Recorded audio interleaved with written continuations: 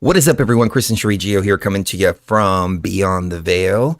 Welcome on this very fine day today. It is the 6th day of the first month of 2025. And I noticed that the last live stream kind of like played to our favor because it got flagged big time and we didn't even get started on that. Like all we had to do is just mention just the date in a certain format.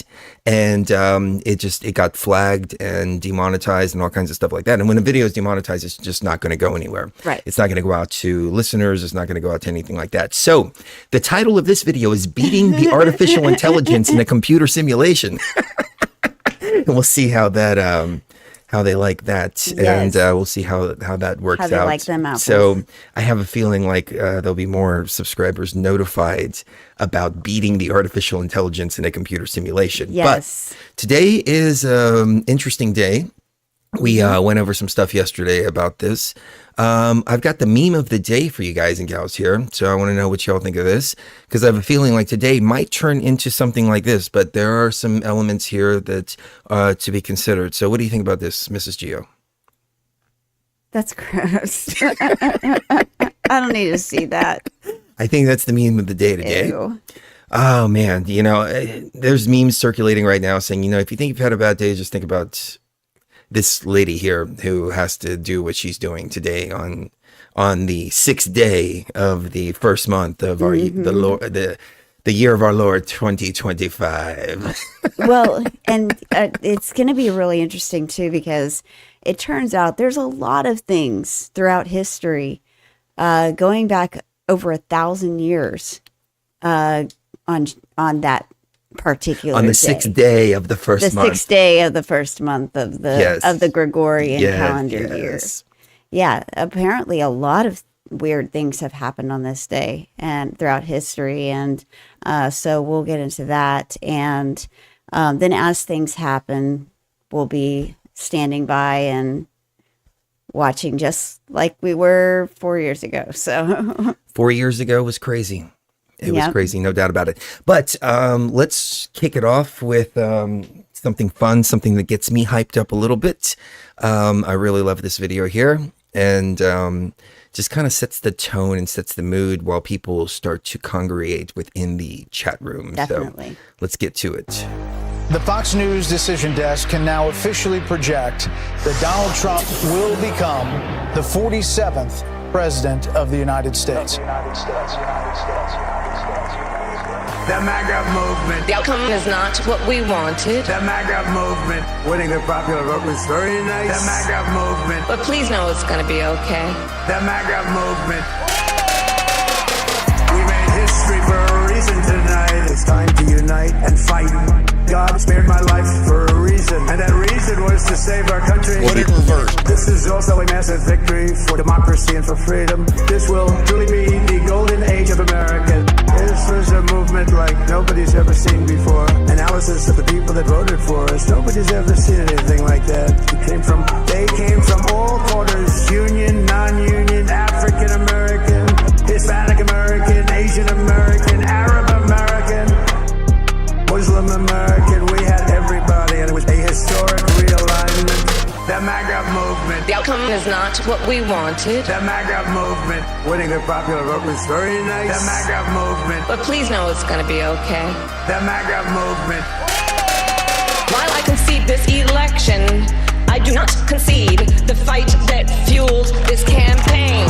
Hear me when I say the light of America's promise will always burn bright. When we lose an election, we accept the results. That principle, as much as any other, distinguishes democracy from monarchy or tyranny. And anyone who seeks the public trust must honor it. Absolutely. We must accept the results of this election. Earlier today, I spoke with President-elect Trump and congratulated him on his victory. I also told him that we will help him and his team with their transition.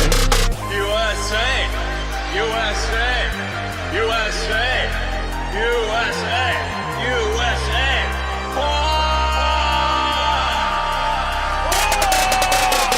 The MAGA movement. The outcome is not what we wanted. The MAGA movement. Winning the popular vote was very nice. The MAGA movement. But please know it's going to be okay. The MAGA movement. The MAGA movement.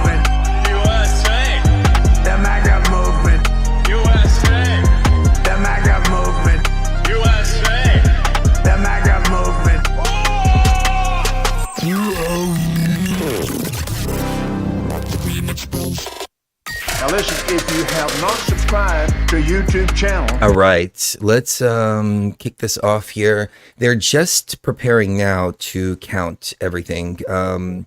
And so it is just beginning. They actually just took a break, as a matter of fact. And it says the House is in recess, subject to the call of the chair. The House is in recess until 12:55 p.m. Oh, man, it's going to be a long day.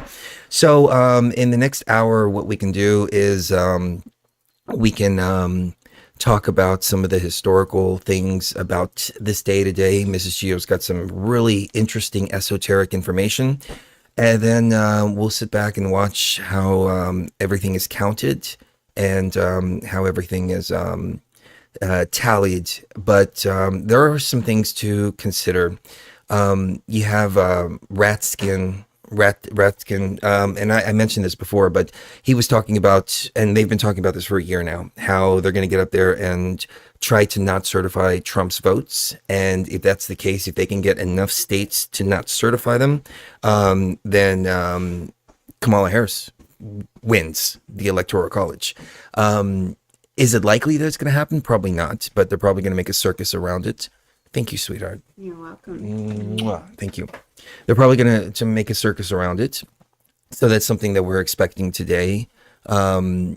And the way it works is a House representative will get up there and say, I don't agree to the certification of this votes because of January 6th. And I said the keyword. I said the terrible keyword that we're not allowed to say, but everybody else is allowed to say it. It's just we're not allowed to say it. So that happens, and then a senator will back them up and say, yes, I agree with this. And then they'll do like a 2-hour debate on it. And then the House and the Senate will vote. And they've got to get a simple majority. So all they need is just 51 senators and a majority of Congress to not certify a vote. So they can not certify like Pennsylvania or something like that. And then that actually removes the electoral votes from that state. Just the fact that they're threatening to do that is just, well, they do it every election, so and it's never ever panned out. But we've never had something like this situation here with the illusion or the perception of an insurrection. Yeah. So this is going to be pretty interesting. Yeah, this is going to, well, that's the thing. It's going to turn out to be an interesting day either way it goes, but we're hoping beyond hope that it turns out differently than last time, where the Constitution and the will of the people is honored and respected, and this is able to move forward, because they always tell you what they're planning on doing to you or what they are doing to you. The Democrats in office, they seem to tell on themselves a lot, just like they did with the mail-in ballots back in 2019, and just like everything they do, it's the opposite of what you're actually doing, and it's actually what they're doing to you. 2020. And so they've said this is the only way that we can prevent Trump from taking office, and we're counting on you, Congress, to get it done. Well, here I have actually got the actual clip here. Yeah. So let me go to this real quick, because this is kind of some disturbing stuff here. So it's an offense in 2024. The right to vote is under attack in very specific ways in lots of states, especially in some of the deep South states, especially in Florida, which I just returned from. There's just... You know what? I take that back. This is the same interview, but it's not the same clip. So I will find that clip here in a little bit. You got to play defense. So please continue. So yeah, they seem to always tell on themselves, and so it could be that they really do have an I word. I'm not going to say it out loud, but they really do have that planned for today, in reverse of what we saw in 2020, where it was as much of that as, one of those Red Hat Society meetings or Tea Party gathering. It was not the I word. Okay, so here we go. I found the clip. All right, so check this out. Again, it's necessary, but it's not sufficient, because what can be put into the Constitution can slip away from you very quickly. And the greatest example going on right now before our very eyes is Section 3 of the 14th Amendment, which they're just disappearing with a magic wand, as if it doesn't exist, even though it could not be clearer what it's stating. And so, they want to kick it to Congress. So it's going to be up to us on January 6, 2025, to tell the rampaging Trump mobs that he's disqualified. And then we need bodyguards for everybody and Civil War conditions, all because the 9 justices, not all of them, but these justices who have not many cases to look at every year, not that much work to do, a huge staff, great protection, simply do not want to do their job and interpret what the great 14th Amendment means. And I'm glad that Sherilyn's creating her new center so we can bring that again. I'm going to play that one more time over here.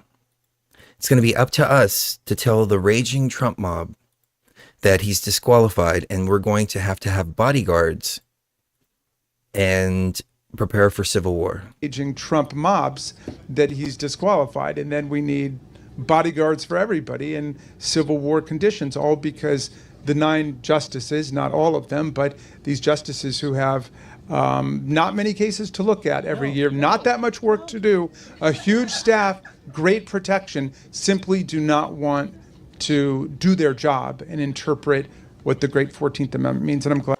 What do you think about that, Mrs. Gio? I think that's a load of malarkey. Malarkey? I think that's a load of malarkey. If you're going to call somebody a raging mob, you need to be fair, and also, because what we saw in the summer of 2020 was way worse than what we saw on the 6th of January 2020. We never saw anything like what we saw in the summer of 2020. The summer of 2020, that's a raging mob. If you're burning down buildings, beating up old ladies, that are store owners, and just looting, that's a raging mob. A raging mob is not what we saw in that 12-hour broadcast. At least in my opinion, that was not a raging mob. But I mean, there was some. I don't think that it should ever come down to violence. No. But every once in a while, the tree of liberty must be watered from time to time with the blood of tyrants and patriots. Mm-hmm. So that was a very dark time that we went through, not because of the events that happened on that day, but because of everything that happened leading into it, and also the last 4 years, which have been, now you can't argue with this. I'm in this political group on Facebook, and it's just, people just trolling each other, and just, it's really sharp and really heavy driven like that. And these people will argue that January 6th was like the most horrible time and all this. And it's like, you forget all about the summer of love and everything like that.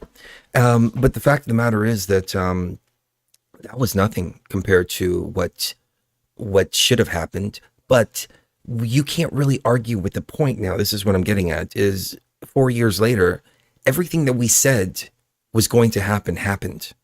Everything we were trying to prevent from happening happened.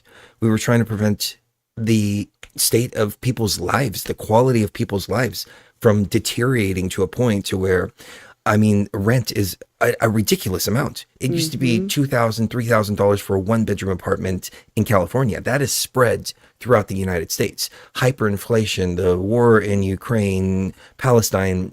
I feel like I sound like a broken record, but these things are so important that this is what we were trying to prevent from happening again. It's like you had an agenda from the Bush administration coming all the way into 2016. That agenda stopped. And then it picked right back up in 2020. And that's all people were trying to prevent, is that from happening. It had nothing to do with Trump. It had nothing to do with anything except for keeping a good life for people. And unfortunately, you can't argue with that in this day and age, but people still try to argue with it. Right, exactly. And it's almost no point in arguing with them, because they say, like in this article by the Huffington Post a couple days ago, it looked like after the 6th of January, it looked like Trump's political career was over. Democrats and Republicans alike blamed him for inciting this, and he only escaped conviction at his Senate impeachment trial, which would have barred him from the presidency forever, because Republican senators insisted it was too late to convict a president who had already left office. No, it doesn't matter that he put out a tweet saying, "Go home. Everyone peacefully go home." No, they took that tweet down. And they took that tweet down. And then he did a video from the White House, and they took that video down. Same thing. And then they blocked him on Twitter. So that sounds like a setup. I mean, that's a total setup, 100% of, okay, no, it doesn't matter what you actually said or what you actually did. What matters is what the history books are going to say that you said and did. Well, and that was a big flex, in my opinion, by the tech companies. Yes, it was. To say, look, your government does not run anything. We run everything. Right. And whatever we say goes. And if we want to follow the WHO instead of common sense, we're going to do that, and if you want to say anything to the contrary, we're just going to shadow ban you or ban you outright. And that's how I lost my Twitter account for several years after it was 2020 when it got banned, and it didn't get unbanned until Musk took over and bought it. And then I said, "Hey, can you give me my account back?" And they did. But I recently got rid of it again because of the terms and conditions changing so much at X. It's kind of making me a little bit worried. Do you just want to touch on that just really quick? I mean, I don't think there's anything to worry about. I think it's a good thing that Elon stepped in and bought X because he created transparency. Yeah. And he was able to show all the Twitter files and everything like that, and how they had a back door from the White House to, or from the DOJ at the very least, to Twitter, saying, ban this. Even Zuckerberg came out and he said, we got something from the FBI or something saying that there's some Russian misinformation about a laptop and that we were supposed to suppress it. See, the argument before was, we have a First Amendment, but we also have private businesses. So technically, by the First Amendment, it's government shall not impede upon free speech. Right. And so the argument was, well, it's not government doing it, it's tech companies. So, you're out of luck. And then when it was exposed that it was actually government doing it, that changed everything completely. And I think Elon did that by buying Twitter. Right. And that just by buying Twitter, that exposed so much, especially when you've got Matt Taibbi, the reporter that was reporting on all of this at the time. He dropped bombshells when it came to the censorship surrounding the pandemic, surrounding the mandates, surrounding the Hunter Biden laptop. Surrounding everything. There was so much involvement that it was almost like, I think they said on average, it was 3 or 4 times a week that they would get an email from some government agency, whether it was the White House itself, the Department of Defense, the CDC, whoever. They would get 3 or 4 of these a week where they would just ban somebody based on a request that they got from the government doing that. Now, that's where the problem comes in. That, like what you were saying, it's not a private business anymore. If it's acting on behalf of the government, then that's the government. Right. Just using it as an arm. And that's a violation of the First Amendment. Absolutely. But 100%. Things have shifted a little bit. And really, these tech companies, they're all inspired by money. That's what it's all. They're driven by money. Yeah, of course. Twitter, on the other hand, seemed to be a different beast altogether because it seemed to be run by activists, and they weren't really making a profit.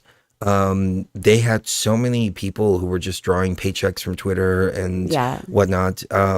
Elon cut like 80%. 80% of the force. Of the workforce. And there's a quote that he said that I thought was brilliant.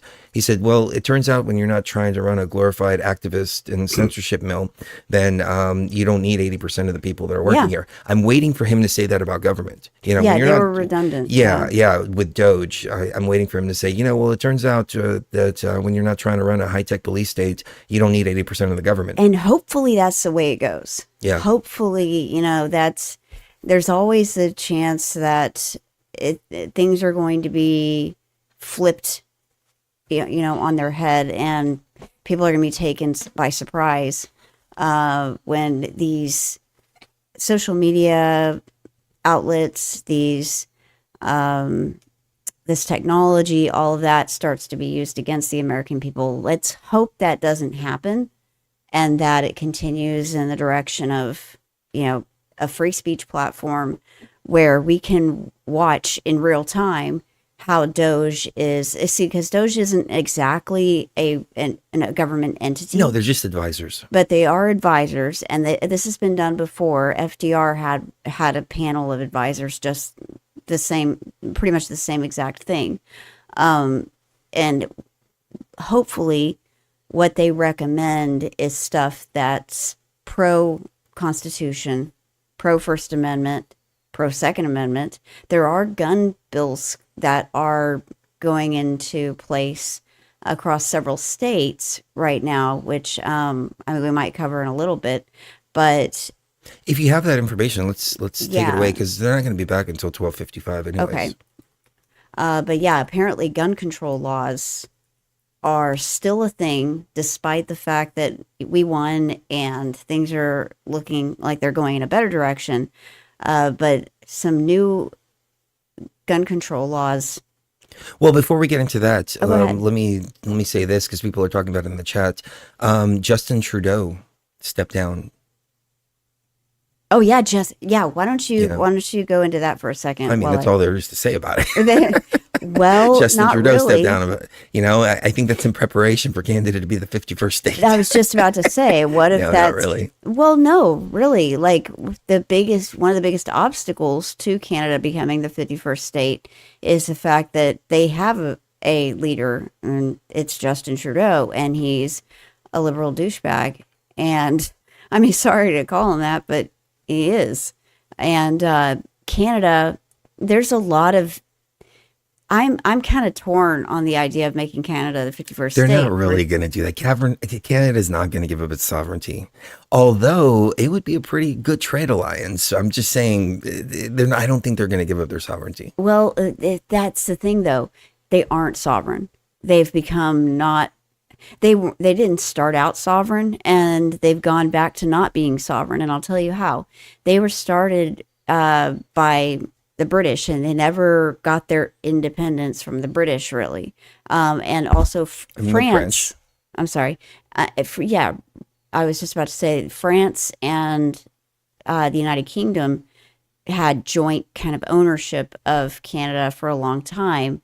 And though they have their own constitution and their own set of rules for immigration and stuff like that, and they're different from the UK, lately their laws have been very anti-human in general. And they've made it so easy to get assisted unliving.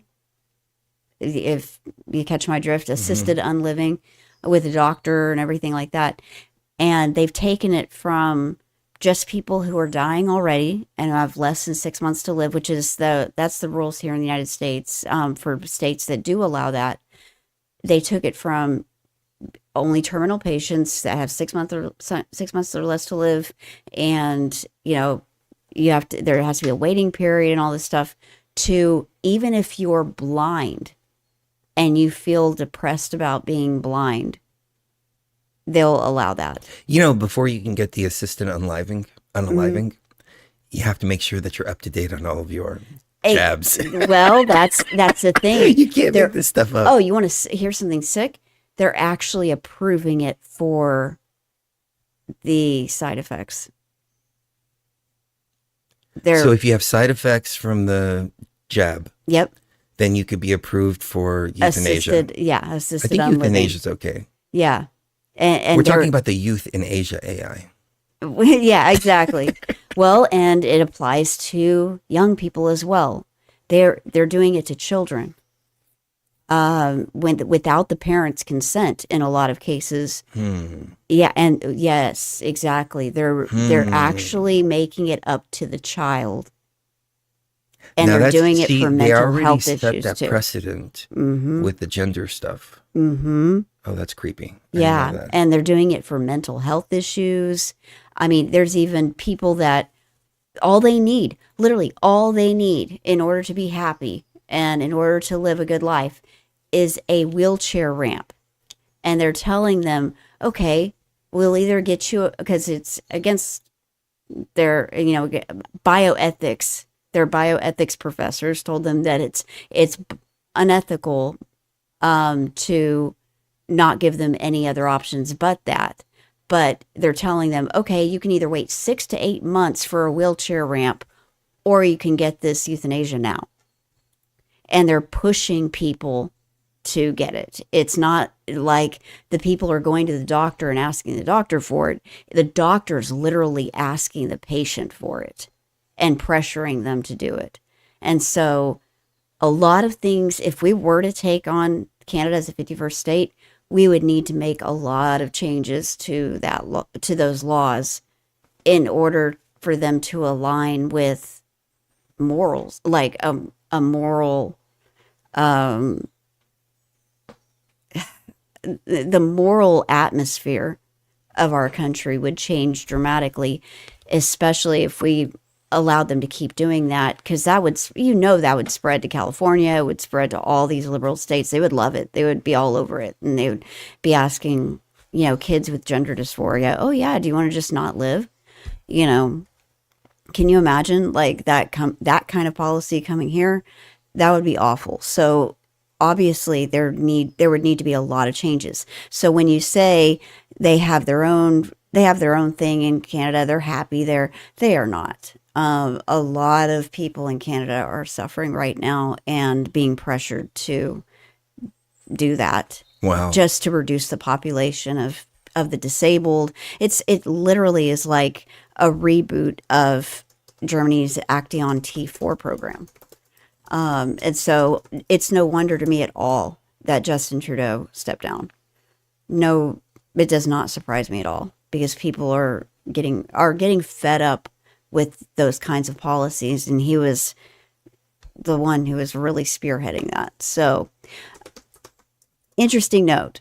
So, well, I don't know. I don't want to get into Canadian politics because I don't know enough to get into it, but I thought it was funny when Trump said, well, you can be the 51st state, but there seems to be something going on, because so first of all, during the first Trump administration, Trudeau was trying to act like a badass, and he was giving Trump a lot of issues as far as negotiating is, and Trump was kind of, upset about that, or frustrated, I should say. That's the word.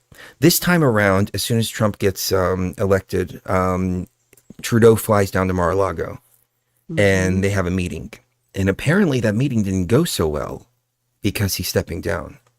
Right. So yeah, I think I'd love to hear from some people from Canada in the chat. So let us know, please, what I would like to know what people think, what your views are there. Yeah, that actually live there. Yeah, because I think my grandparents lived in Canada for a couple of years, and they lived in central, like Saskatchewan, and they loved it. But they said the atmosphere there is a lot more like liberal than it is here. Even in central Canada, it's pretty liberal. So taking them on as a 51st state would be dicey in many different ways, but it's not as bad as if we were to try to split with California, that's been an idea that's been kicked around, is why don't we get rid of California, or essentially make California seceding from the union. That would be a good trade-off. It would. The thing is, though, I love California. I love the people from California. I do too. Every time I meet California people, they're so nice, high energy, all that. I don't understand how they let their state get to that point. Well, I would love to live in California if it wasn't for the California government. Right. The government is just so terrible. And then they're the only state, spam callers. They're the only state that allows for no ID when voting. Really? You don't need an ID to vote. That makes Pelosi and all of and Gavin Newsom and everyone else in politics, being in politics and actually being reelected over and over again, that makes sense to me. And gives me a little bit of an idea of what California has really been up to over the last 30, 40, 50 years. Because we've been thinking this whole time, oh, they're all the same. They all think like that. But what if they really, really don't? And California is basically under the grip of this tyrannical government that's invalid 100%. I always wondered how people like Nancy Pelosi get voted in every single time. Right. The game has to be fixed. Yeah, it's got to be fixed. And so when you have something like that and you're like, oh, no, there's no ID or anything, I don't understand why. I mean, you need an ID to buy a pack of cigarettes. You need an ID to buy a beer. You need an ID to get a hotel room. You need an ID to rent a car. You need an ID to do a lot of things. Why do we not need an ID for voting? Like, that doesn't make any sense to me.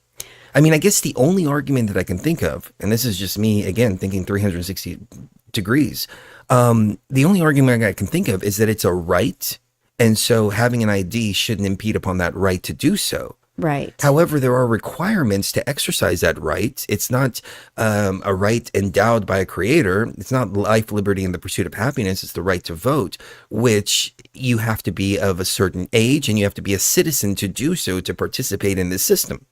Exactly. So there should be an element of having to prove that. Like, you may not need an ID, but you have to have some kind of proof of citizenship at least. Right. Well, I think you should have an ID and proof of citizenship. I think both, because it's just like in Gangs of New York, whenever they had election day, and all they did was they would go into the bars, grab people, and say, "Okay, you're going to vote," and they would take them and have them vote, and then they would shave their beard and have them walk right back in and vote again. Oh, there was that one. I don't remember what her name is. It's a weird name, and she's part of the squad.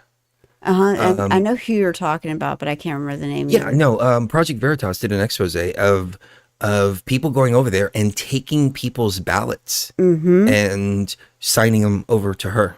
I remember whenever we went to try to vote at that one voting place, and we ended up leaving and going to another because their computers were down, their voting machines were down, and so they wanted us to vote on a paper ballot and with a pencil, and give them their ballot, and then give it to them, and they'd take care of it for us.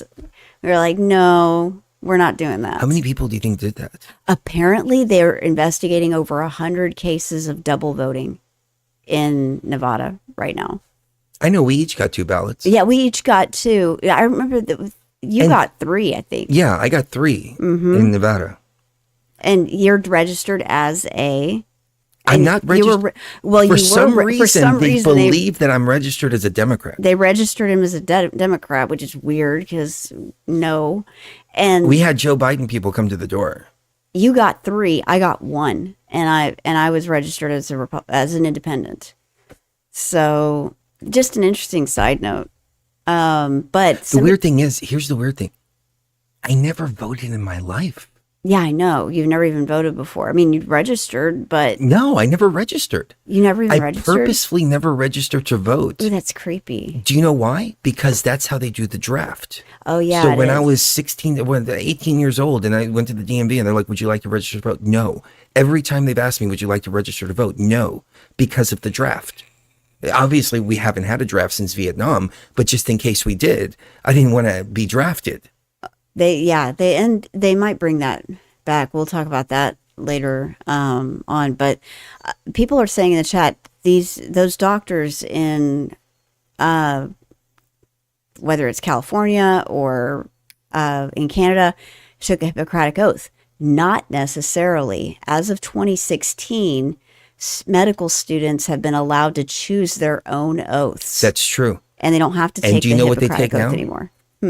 They take the hypocritical oath. They took the hypocritical oath. Yeah, they called it outdated, inauthentic, and in need of revision. So it doesn't actually say do no harm, but it does pledge allegiance to mythical goddesses, among other things, which I think is cool. In its place are modernized oaths, which combine the idea of do no harm with vows to remember both the human beings on the other end of the stethoscope and their social and financial well-being when treating them. I don't really care how my doctor feels about my sexual preferences. What I care about is the doctor doing a good job and not hurting me, instead of helping me just on the basis of making more money or trying to meet a quota or I've got to say, whatever. I've either gotten really, really lucky or there's a zeitgeist out there that's unseen by the public, because 9 out of 10 doctors that I've seen, and I haven't seen very many, but 9 out of 10 that I've seen, when I tell them I haven't been jabbed since I was 3 years old, they're like, they kind of look like, proud of you. Good for you. They never ask me if I want one. Yeah, they never give me any crap. And I've had like 2 or 3, and the relationship has been one of, okay, what do you need today? Mutual respect. And that's it. Mutual respect. Like, what do you need today? Do you need antibiotics? Do you need some Zofran? It's not a higher and lower position. It's you're on the same level. Right. Yeah. And I don't know if that's, due to the fact that there's some free thought there. Yeah, or maybe I just got really lucky and just found doctors that aren't into the jabs. I think after all the evidence came in. Remember your doctor during 2020 did not institute any kind of mandates. Yeah, at all. And they were like, no, we opted out of all that. We opted out. Did you get the jab? No? Okay, cool. We just need a piece of paper showing that you didn't. Okay, that's good. Right. And that's it. So we either got really lucky or the professionals know what's going on. They even asked me if I needed an exemption for work. They were that cool, and on the same level, as a person that's actually thinking and looking at the evidence and looking at, evidence-based medicine. They spout that line. Oh, we work on evidence-based medicine. Well, look at the evidence then, and if the ones that have looked at the evidence have been those that aren't pushing it. They accept it if they have, but they're not going to push it.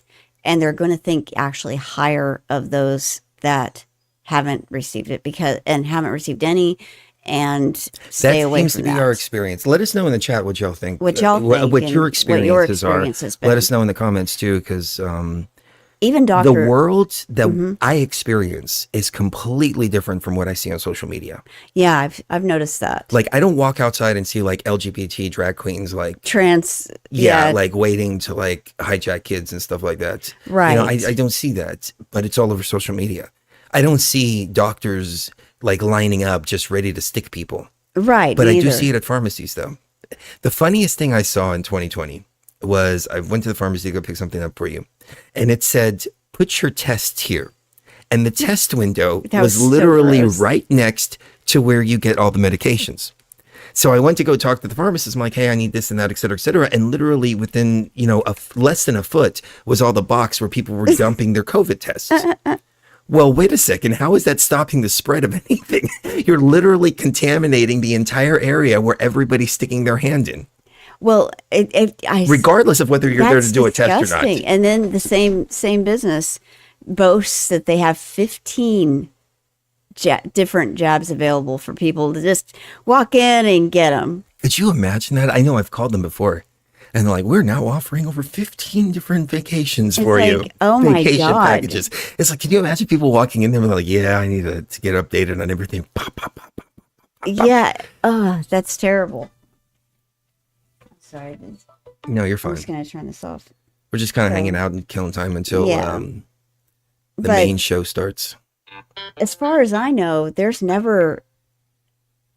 There's never been a designer jabs. Yes. So Dr. John Campbell, he was actually pro everything until he started looking at the evidence. And you see his earlier videos in early 2020 to about early 2021, he was pro everything. And he was actually making fun of people that weren't. And then throughout 2021, he admitted, you know what? They fooled me. And there are two types of doctors and medical professionals in this world. Those that know that they're wrong about something or realize that they're wrong about something and change their perspective and will openly say, you know what? I was wrong about this. This is actually reality.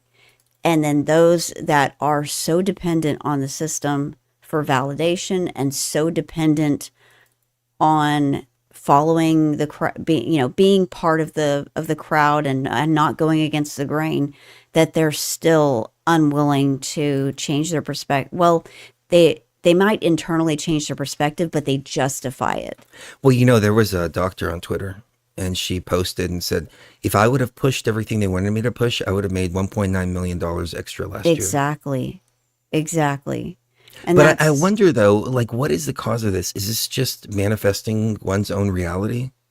And so you go in with a particular mindset and you then attract like energy. Mm-hmm. And so you go to get a service or something like that, and you're just naturally people like that are drawn to you. Yeah. Or is it a much bigger thing and everything is just an illusion, in the sense that if you act like a sheep, you get treated like a sheep. You get fleeced act like a sheep, get fleeced like a sheep. Yep, I think that's exactly what it is. And I think I hate to put it like this, but most medical schools, along with dropping the Hippocratic Oath, or at least, redesigning it, just like they redesigned the vacation term entirely, to mean something completely different than what it used to mean.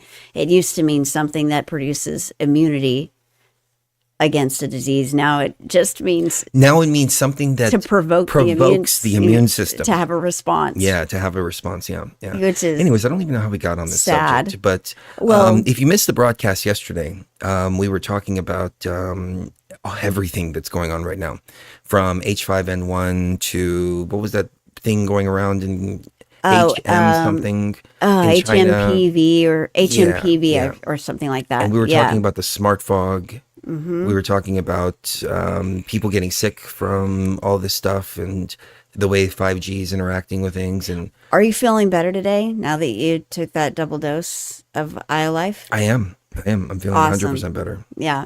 And I didn't sleep very, very much last night either. Yeah, we're going off of like maybe 3 hours of sleep. The quandemic. That's it. Quandemic. Yeah. Why do I keep saying quandemic? What the hell is maybe it's like Kwanzaa, but with the pandemic. That's messed up. I wrote that in the title yesterday too. Quandemic. I don't know why. Yeah. Quademic. And NOLA. Okay, so somebody brought up NOLA. Yeah, and this is something that I didn't bring up yesterday, but who dropped the atomic bomb? The Enola Gay.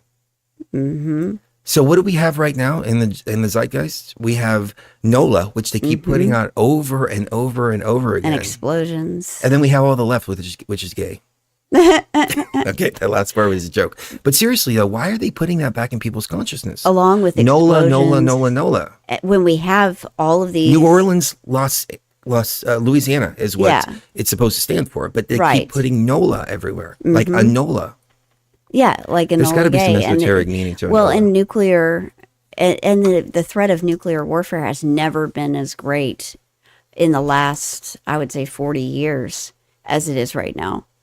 And that's just simply because we're rudderless as a nation until January 20th, and a lot can happen in 2 weeks. As we saw with 9/11, from 9/11 to a month later, we had the anthrax attacks, We had basically invasion. We started invading other countries like almost immediately. It was chaos. And so I do not put it past them to start some chaos from now until January 20th. So the name NOLA is believed to have Latin origins that means noble. That's just right off the surface. Yeah. But I knew there was something to that name, NOLA, and Enola Gay and all that. But in USA Today, they instead of saying peaceful transfer of power, now they're saying no drama certification of Trump's win. A no drama certification. Well, that's great.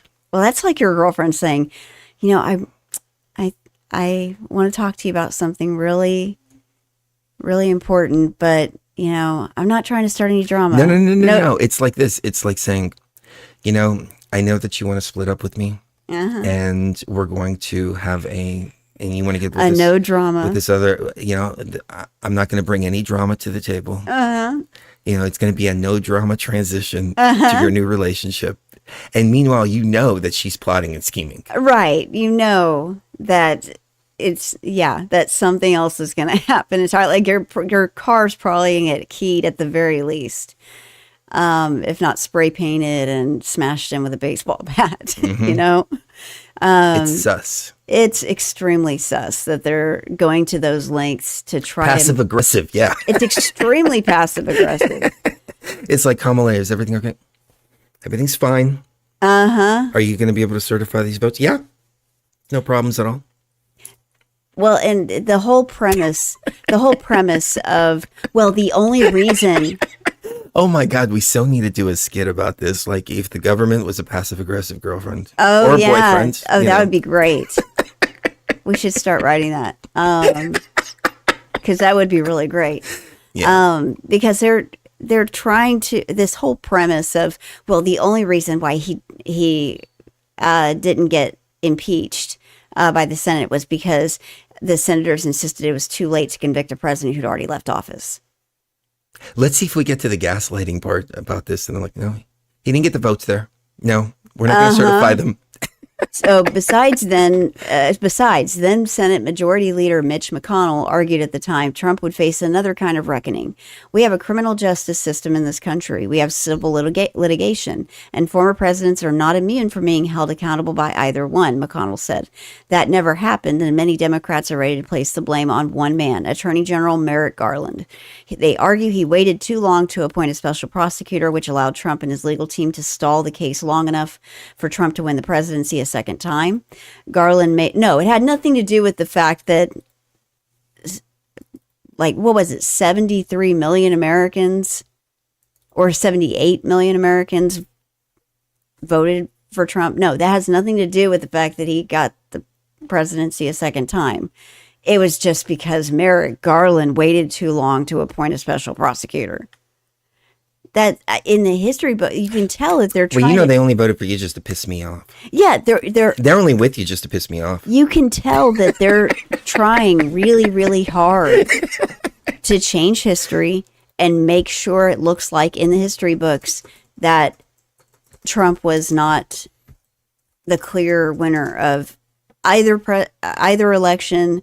That he only got the election the second time. He only won the election the second time because he was able to, wriggle out of these impeachment proceedings and all these charges and indictments and everything like that. You can tell they're trying to change history and make it look like that in the history books. So we can't let them do that. We really can't. Because what they did with the 6th of January of 2020 was slander on a nationwide level. Here we go. Okay, so 20 signs that your ex is passive aggressive. Your ex doesn't want to communicate with you. Joe Biden will not be doing any press conferences. Will not be doing any press conferences. What was it, like 3/5 of Kamala his Harris will not be on doing any vacation? Your ex keeps asking about you. So what's Trump going to do, huh? How's Trump going to fix this? How's Trump going to fix this? I suppose on day one, gas is going to be $1 a gallon, and eggs are going to be 99 cents. Yeah, or free. So you're going to get your free eggs on January 21st. And if you don't, then I'm going to tell you were wrong about everything regarding Trump. If he doesn't get all that done on the first day, then obviously he's a liar. Want advice specific to your situation? So they all invite everybody together for a big dinner, and they all go to Mar-a-Lago to kiss the ring. Because they're like, you want to get your advice on this? Your ex is trying to make your life difficult, like giving weapons to Ukraine that could start World War III. Or tanking the economy by refusing to extend the by refusing to extend the national debt ceiling and raise it higher. No. Okay, so debt limit. I mean, okay, so the debt ceiling has to be raised. It just has to be. But Trump wanted it done under the Biden administration in this deal here, because then the media is just going to come over and say, oh, look, you raised the debt ceiling, blah, blah, blah, blah. It's got to be done. But he's doing it in March. He's like, don't make it my problem. Yeah, don't make it part of my legacy. But I mean, they're trying to make Trump's life as difficult as possible. Everything they can to make his presidency fail, his upcoming presidency. Your ex might be making his or her own life difficult. They are making their own lives difficult too. Yes, they are. Why do you hate me so bad? I mean, today they're going to be making their lives very difficult, I bet. Because you're going to have those congressmen or women and senators, and they're going to, we oppose this vote, we oppose that vote. And it's just going to be like a big, circus that happens. Yeah. That's what I see. Yeah, me too. And that's the best case scenario. Yeah. And then hopefully we won't have any arguments on the floor. But if you have a congressman and a senator, then we're going to have a 2-hour argument on the floor about why Trump's vote should not be certified in that state. And that could potentially happen for every single state. Oh my God. I don't think they can get a majority of Congress and Senate to vote on it. So all they're doing is just making their own lives miserable. Yeah. They're making themselves miserable. And I seriously do not believe that women that shave their head in protest to the election results are happy with the way they look. They may say they are, but they're once again, they're just making their own lives more difficult and making themselves uglier than they already are, because what's on the inside always gets reflected to the outside. And you can be a really hot woman, but if you are shaving your head in protest and basically saying, okay, well, I'm going on a sex strike and I'm not going to have sex with my husband or my boyfriend or any man that voted for that man, then you're just making your own life miserable, and making other people laugh that don't like you. So anyway, what was it that I was going to do? Your ex speaks ill of you. Oh, yeah. What were some more? Your ex. I thought you turned that damn thing off. I did.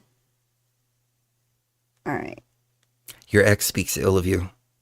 They've been bashing Donald Trump up and down the line. Mm-hmm. That's a given. Your ex is passive aggressive when it comes to you. We're going to have a peaceful transfer of power. Uh-huh. Mm-hmm. Be a peaceful. No, I promise we're going to have a peaceful transfer of power. No, we're having a peaceful transfer of power right now. Mm-hmm. It's going to be drama free. Uh-huh. Promise you. Drama free. Drama free. Transfer of power. Yes. Because we're not like you. Uh-huh. Yeah, we're not. That's exactly what they did. They're like, in her speech, she's like, it's important for democracy to that's the thing of tyrants and monarchs when they challenge elections. It's like, well, we're not like you. We're going to have a peaceful transfer of power. Mm-hmm. Yeah, we're not going to have a guided tour of the White House. I mean, the guided tour of Capitol Hill. Much. We're not going to go to Capitol Hill unarmed. And your ex keeps on telling you that she's over you. I'm so over it. Like, I'm glad I lost the election. I didn't want to be president anyways. I remember that video. We were watching some kind of cartoon, Freedom Tunes. Uh-huh. And they were like a bullet up. Because that one was so funny. Okay. We might get a copyright strike on it. No, I don't think so. It's freaking hilarious because it literally is like that. They're like, we didn't want it anyway. No, everyone's a lot happier this way. Everyone's happier. You know, we never wanted in the first place. You know, oh, it's so funny. Oh, they blocked Freedom Tunes. Yeah, they're called Freedom Tunes. And, oh, that one was just so funny. Because it was so true. But according to this article, Garland only started the prosecution after he was in effect forced to by the report of the... Here we go. All right, yeah, these are actually pretty funny. This is if Kamala Harris... I can't believe we're doing this. Screw it. Why not? If Kamala Harris was the one had been the subject of the assassination. I was raised attempt in a middle class family. Pew, pew. It's a Nerf gun. Yep, and that's what the picture would have looked like. Oh, wow, such a powerful image. Did you see how she dodged that bullet? That is the bravest thing I have ever seen a human do. Kamala, how and why did you get to become the bravest human being on the planet? Well,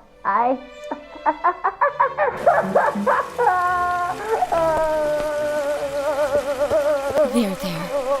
Continuing our 6-week series of interviewing every single one of the vice president's relatives while they cry. Tonight, Kamala's twice removed 12th cousin. You can't even understand the toll this is taking on our family. Today I am proud to unveil the Kamala Harris Memorial. She may have survived, but that's all the more reason to remember her as a martyr. I'm just gonna say it. There is a problem with white male violence in this country. Oh, if I was there, let me tell you that gunman wouldn't have tried. Not that. Not that. Someone finally needs to say it. We have Brave a problem genius says with difficult white truth. men committing violence in this. Okay, that's a funny one. Which one was it? It was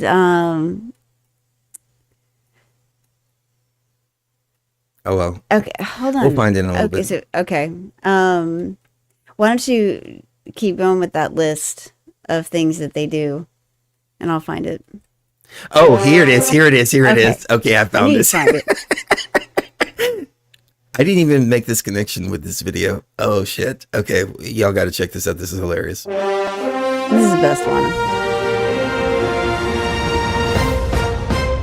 Breaking news, the Harris campaign announces that the election loss was mutual. Harris campaign insiders are reporting that on election night, moments before the final results were called, Kamala Harris told staffers she didn't even really want to be president anymore. According to staffers, moments before Pennsylvania was called, Kamala received a brief phone call. After hanging up, she stood up and said, "I just decided I don't want to be president anymore. Even if I won, which I still could at this point, I would say, no, not interested, no thank you." When confused staffers asked her why, she responded, "Basically, I just don't want to be president. It sounds like something that just isn't right for me right now. I just want the record to show I said this before they called Pennsylvania. I mean, whatever state they call. That's right, Mac. In the aftermath, the Harris campaign has been telling allies and donors that the decision was mutual and that she just didn't click with the American people the way she thought she would. On Thursday, the campaign released a statement saying, "The spark just wasn't there, and America is fun, but I really just don't see a future." That's right, the same statement went on to say, "We hope the American people are very happy with what they've done and the direction they've decided to go in.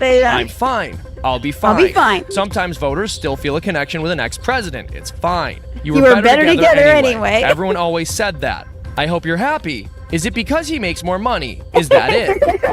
The end of that is a little bit confusing. Oh, the messaging coming from the campaign has been very confusing. In general, they have been insisting it was mutual and amicable, but yesterday Americans woke up to a flurry of official statements from the Kamala campaign sent at 3 a.m. with statements like, "You literally didn't deserve me, Europe is literally on my side, and you look like an asshole. You said you were done with him, I cannot believe this. Everyone told me you were over your rich felon ex-bad boy with all the money. I'm such an idiot. People said you were literally calling him your president while I was in the White House. I'm sorry if our last couple of statements upset you. I'm sorry, I'm just hurting and hope we can still be friends. And finally, bitch."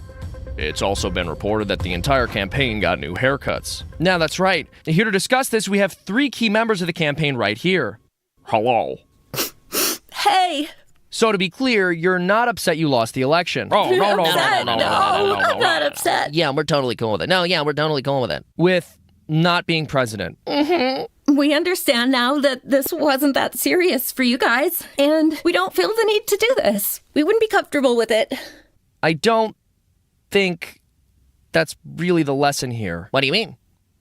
It's not that the American people weren't looking for something serious. It's just the American people didn't feel Brat Summer was for them. I agree. No, I agree. Okay. You're getting kind of defensive. I'm not defensive. We're not being defensive. This is literally what we want. All right. Good. Because to be clear, this is completely over. Well, now you're just being an asshole, honestly. This is exactly why we didn't want to be president anyway.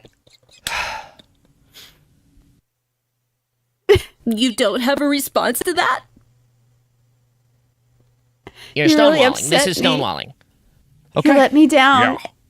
I just don't think I'm going to be able to say anything here. Don't poison the well. Don't gaslight us. This was me.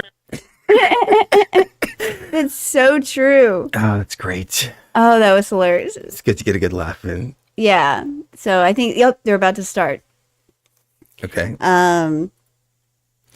So watch live House funny. convenes before joint session to count the electoral college votes. So everybody's saying hi to each other, and it'd be really funny to do like a dub over of what people are saying. Lip reading, bad lip reading. There, is that Kamala? No, that's somebody else.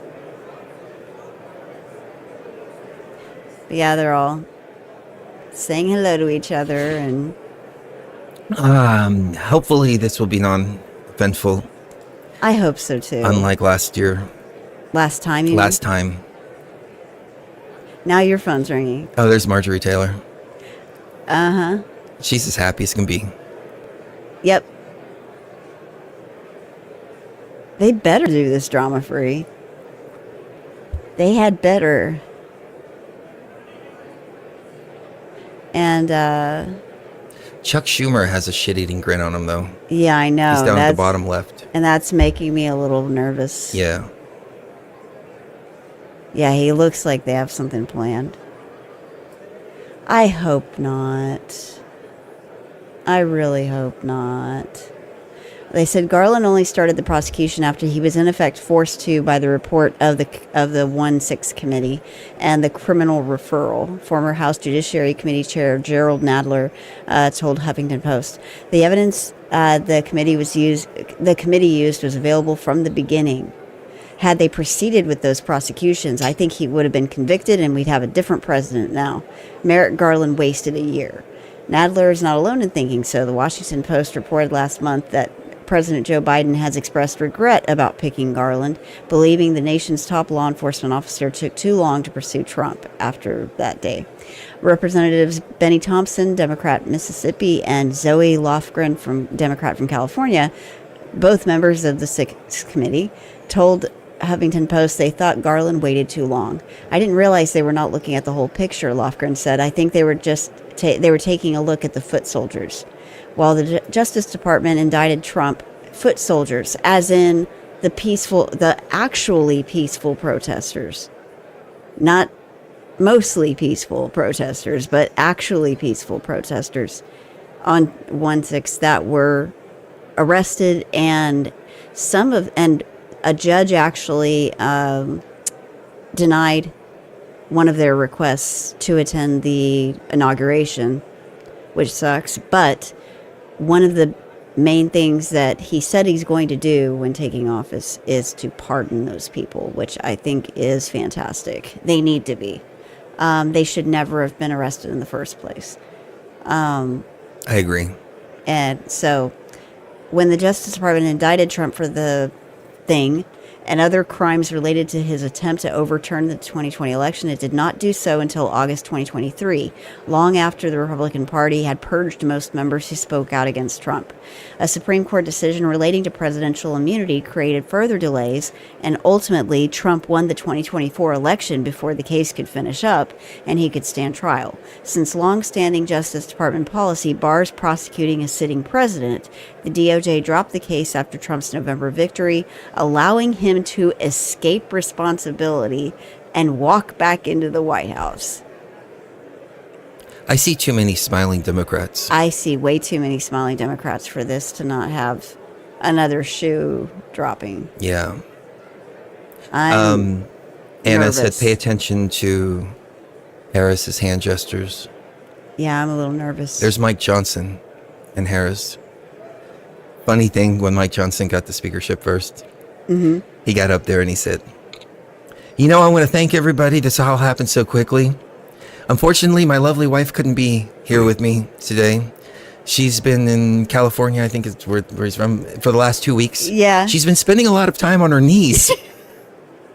And I was like, did you seriously just say that? And people were applauding like, oh, yeah. Prayer. But everyone else, like literally everyone else in the country was laughing their asses off. Like, dude. Like, so you left your wife at home and she's been spending a lot of time on her knees. Dude. With who? You're supposed to be on the right, not the left. Exactly. Yep. But yeah, it is a little bit nerve-wracking to see this, because even if something doesn't happen today, from what I'm seeing on the Dems' faces, it looks like they have something planned. They have something planned, whether it's going to be pulled off today or in the next few days. But they're up to something. And whatever they're up to isn't going to be good. Look at Harris. I think she's trying to... She looks like that cartoon. She's like, I'm okay. I'm fine. This is fine. I'm really fine. I was raised by a middle-class family. Just maintain. I was raised by a middle-class family. Remember who you are, Kamala. I was raised by a middle-class family. And they absolutely do. Baroque Blues in the chat said, probably some false, and then a little flag. Yeah, I think they already have pulled some of those, as we saw in New Orleans and Las Vegas. But I think there's more planned. I absolutely do. If this there's JD Vance. Is that JD Vance? Yeah. Yeah. He looks pretty happy and confident, but... Can you keep it going for a second? I'm going to run downstairs for a minute. Yeah, even if something doesn't happen today... I think she's going to forget the Pledge of Allegiance here. Oh, yeah. She forgot it last time.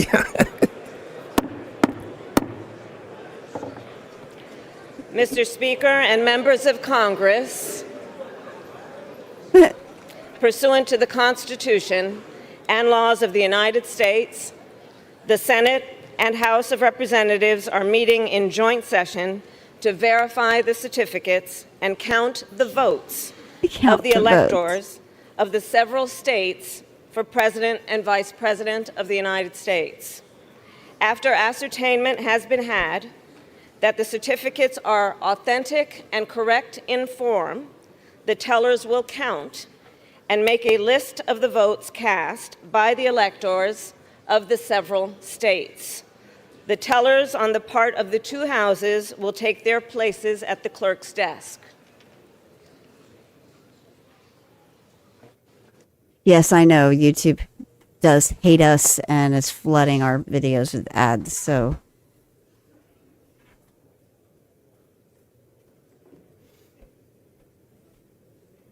She said they're going to count the votes. Okay.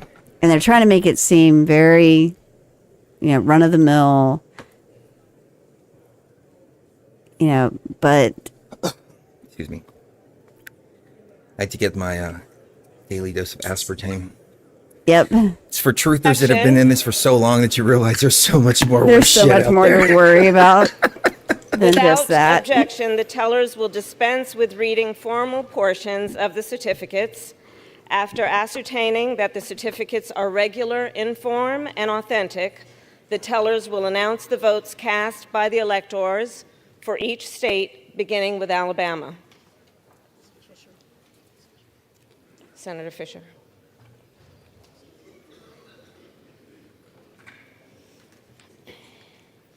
Madam President, the certificate of the electoral vote of the state of Alabama seems to be regular in form and authentic, and it appears therefrom that Donald J. Trump of the state of Florida received 9 votes for president, and J.D. Vance of the state of Ohio received 9 votes for vice president.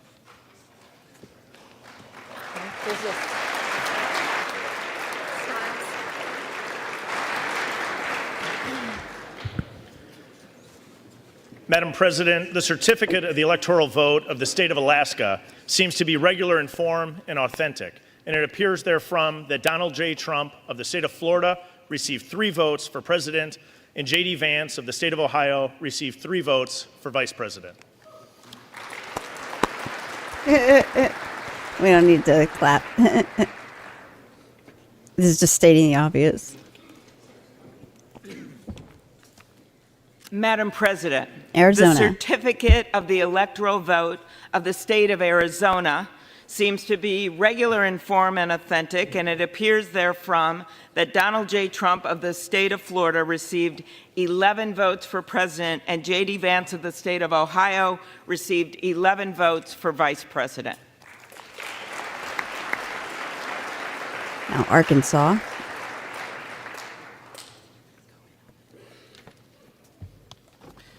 Madam President, the certificate of the electoral vote of the state of Arkansas seems to be regular in form and authentic, and it appears therefrom that Donald J. Trump of the state of Florida received 6 votes for president, and J.D. Vance of the state of Ohio received 6 votes for vice president. Now, California, where you don't need an ID to vote.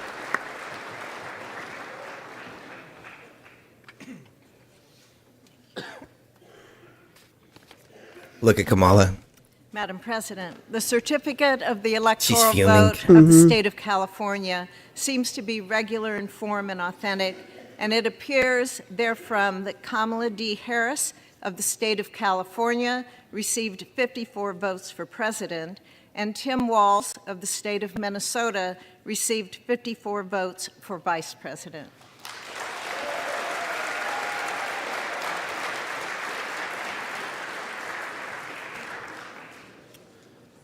No, you don't need an ID to vote. In California, the nope. electoral vote of the state of Colorado seems to be regular in form and authentic, and it appears therefrom that Kamala D. Harris of the state of California received 10 votes for president, and Tim Walz She got of the state Colorado, of Minnesota too. received 10 votes for vice president.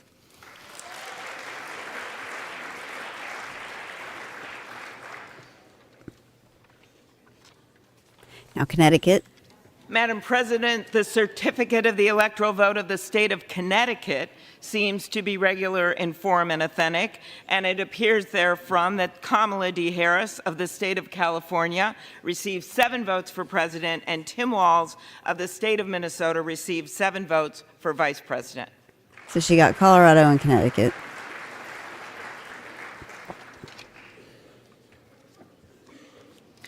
Madam President, the certificate of the electoral vote of the state of Delaware seems to be regular in form and authentic, and it appears therefrom that Kamala D. Harris of the state of California received 3 votes for president, and Tim Walz of the state of Minnesota In Delaware, received 3 votes but it's for vice okay president. because Colorado, Delaware, and Connecticut's wives and their wives' lovers voted for Trump. Madam President, the certificate of the electoral vote of the District of Columbia seems to be irregular in form and authentic. It's and going it a little bit appears too smooth. therefrom that Kamala D. Harris of the state of California received 3 votes for president, and Tim Walz of the state of Minnesota received 3 votes for vice president. That was Florida? No, I think it was Delaware or Madam something President, like that. the certificate of the electoral vote of the state of Florida seems to be regular in form and authentic, and it appears therefrom that Donald J. Trump of the state of Florida Yeah, 'cause I received thought 30 votes for president. Florida and J.D. Georgia Vance of the both state of went to Trump. Ohio received 30 votes for vice president.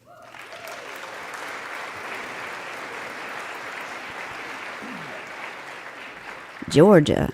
Yeah, I'm Madam watching President, Kamala's hands. She's The shaking. certificate of the electoral Mm-hmm. vote of the state of Georgia seems to You see be it? regular in form and authentic, and it appears therefrom that Donald J. Trump of the state of Florida received 16 votes for president, and J.D. Vance of the state of Ohio received 16 votes for vice president. Now Hawaii, which went to Kamala.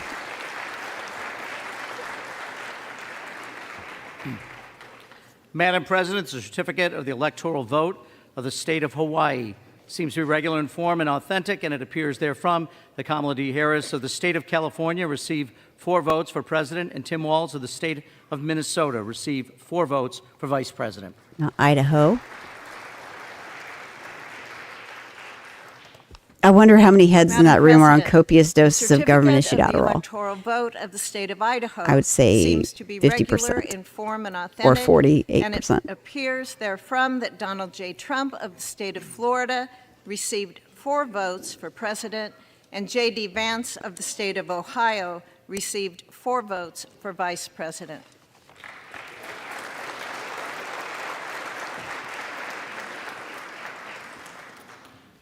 Madam President, the certificate of the electoral vote of the state of Illinois seems to be regular in form and authentic. All and right. It appears therefrom that Kamala D. Harris of the state of California received 19 votes for president, and Tim Walz of the state of Minnesota received 19 votes for vice president.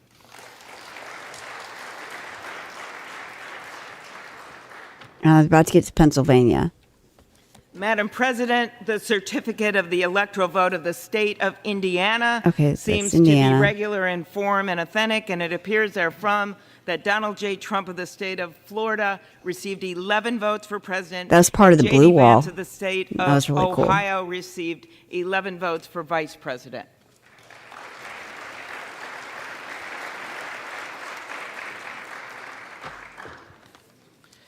Madam President, the certificate of the electoral vote of the state of Iowa seems to be Iowa. regular in form and authentic, and it appears therefrom that Donald J. Trump of the state of Florida received 6 votes for president, and J.D. Vance of the state of Ohio received 6 votes for vice president.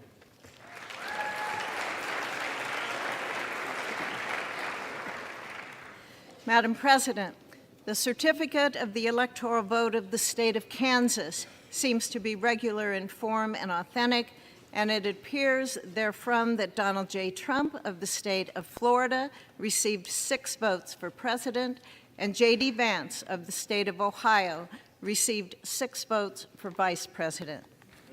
All right. Kentucky.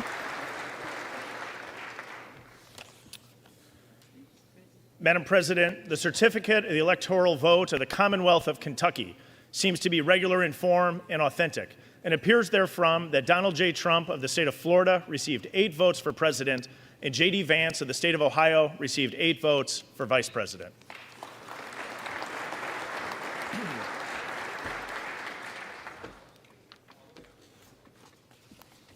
Madam President, the certificate of the electoral vote of the state of Louisiana seems to be regular in form and authentic, and it appears therefrom that Donald J. Trump of the state of Florida received 8 votes for president, and J.D. Vance of the state of Ohio received 8 votes for vice president. Well, this is boring so far. Well, when they get to Pennsylvania, that's going to Madam be President, interesting. the certificate of the electoral vote of the state of Maine seems to be regular in form and authentic, and it appears therefrom that Kamala D. Harris of the state of California received 3 votes for president, and Donald J. Trump of the state of Florida received 1 vote for president, and Tim Walz of the state of Minnesota received 3 votes for vice president, and J.D. Vance of the state of Ohio received 1 vote for vice president.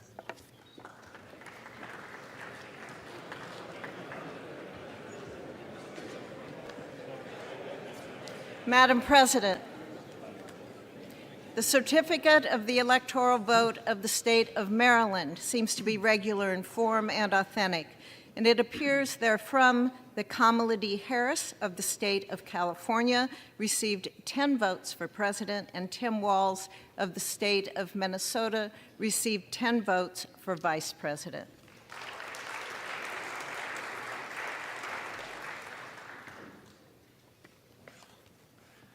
Madam Trying to read the President, room. the certificate of the electoral vote of the Commonwealth of Massachusetts seems to be regular in form and authentic, and it appears therefrom that Kamala D. Harris of the state of California received 11 votes for president, and Tim Walz of the state of Minnesota received 11 votes for vice president. Somebody said, should go off without a hitch. Don't see any Cybertrucks in the parking lot. Uh-huh.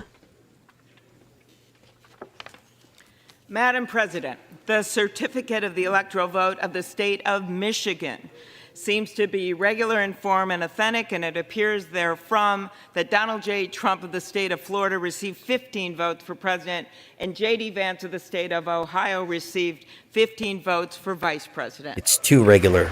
Yes. And too authentic. Yes, it's... Look, Harris's face is about to burst. Madam President, the certificate of the electoral vote of the state of Minnesota seems to be regular in form and authentic, and it appears therefrom that Kamala D. Harris of the state of California received 10 votes for president, and Tim Walz of the state of Minnesota received 10 votes for vice president. So we'll see when it gets to the counting, because that's when they object. Mm-hmm. Madam President, the certificate of the electoral vote of the state of Mississippi seems to be regular in form and authentic, and it appears therefrom that Donald J. Trump of the state of Florida received 6 votes for president, and J.D. Vance of the state of Ohio received 6 votes. Okay, so we're going to cut vice from president. here, and we're going to come back to them when they get back on topic of bringing in their new world order and chaos. No, I'm just kidding. That's what CNN would do. They did that to Trump. They did that to Trump over and over and over again. He was talking about, during COVID, he was talking about going after traffickers, and they cut away, and they're like, we're going to get back to the president when he gets back on topic. When he gets back on topic, according to us. For vice president.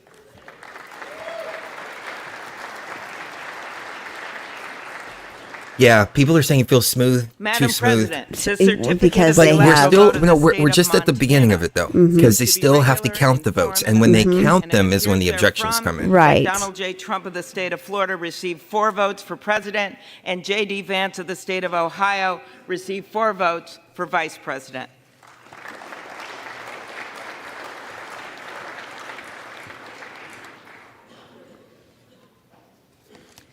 Madam President, the certificate of the electoral vote of the state of Nebraska seems to be regular in form and authentic, and it appears therefrom that Donald J. Trump of the state of Florida received 4 votes for president, and Kamala D. Harris of the state of California received 1 vote for president, and J.D. Vance of the state of Ohio received 4 votes for vice president, and Tim Walz of the state of Minnesota received 1 vote for vice president. That's kind of weird. Mm-hmm.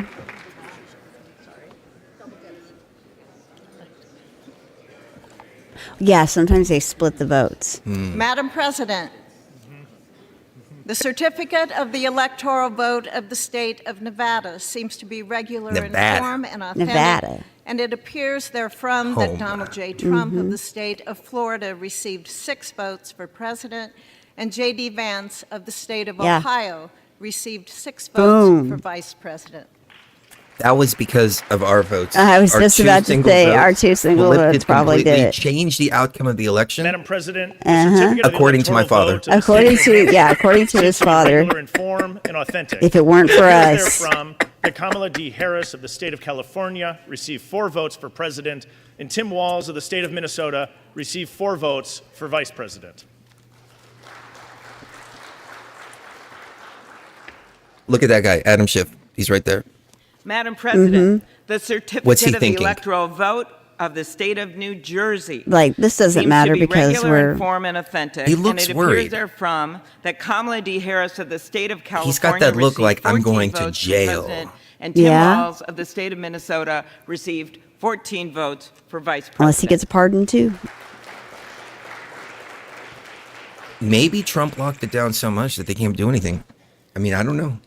Madam President, the certificate of the electoral vote of the state of New Mexico seems to be regular in form and authentic, and it appears therefrom that Kamala D. Harris of the state of California received 5 votes for president, and Tim Walz of the state of Minnesota received 5 votes for vice president.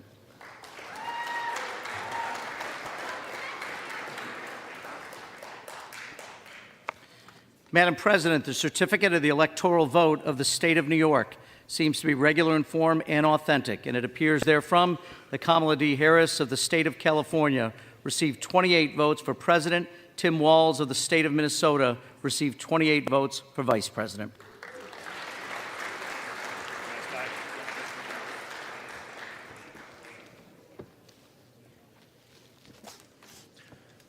Madam President, the certificate of the electoral vote of the state of North Carolina seems to be regular in form and authentic, and it appears therefrom that Donald J. Trump of the state of Florida received 16 votes for president, and J.D. Vance of the state of Ohio received 16 votes for vice president.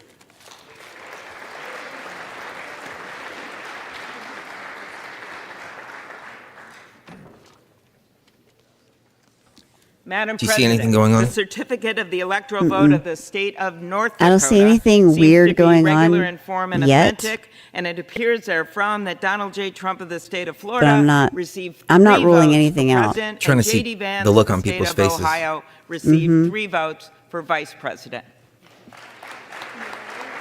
Yeah, see, the votes, I mean, I'm sure everybody knows this, but I see people saying, wow, you know, California, New York, they have, it's all based on population. You're right. It's based on how many they have. States have, the yeah, electoral vote of the state of Ohio How many people? a set seems to be number of regular in electoral form and votes. authentic. Which is fair. It appears therefrom That's the that fair way Donald to J. do it. Trump of the state of Florida received 17 votes for president, and J.D. Vance of the state of Ohio received 17 votes for vice president.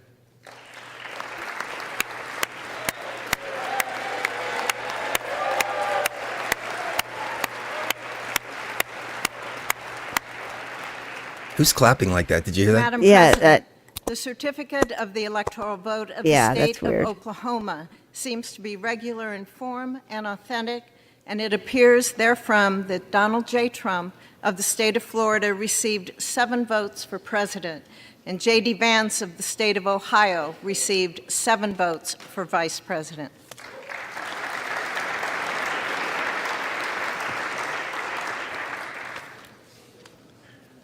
Madam President, the certificate of the electoral vote of the state of Oregon seems to be regular in form and authentic, and it appears therefrom that Kamala D. Harris of the state of California received 8 votes for president, and Tim Walz of the state of Minnesota received 8 votes for vice president.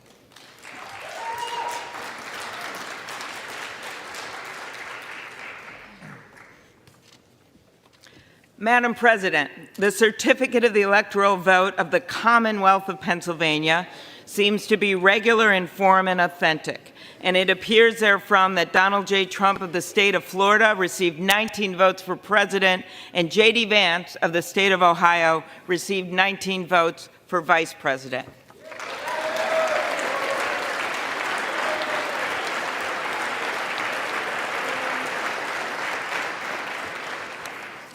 Madam President, the certificate of the electoral vote of the state of Rhode Island seems to be regular in form and authentic, and it appears therefrom that Kamala D. Harris of the state of California received 4 votes for president, and Tim Walz of the state of Minnesota received 4 votes for vice president. Traitors. Madam President, the certificate of the electoral vote of the state of South Carolina seems to be regular in form and authentic, and it appears therefrom that Donald J. Trump of the state of Florida received 9 votes for president, and J.D. Vance of the state of Ohio received 9 votes for vice president.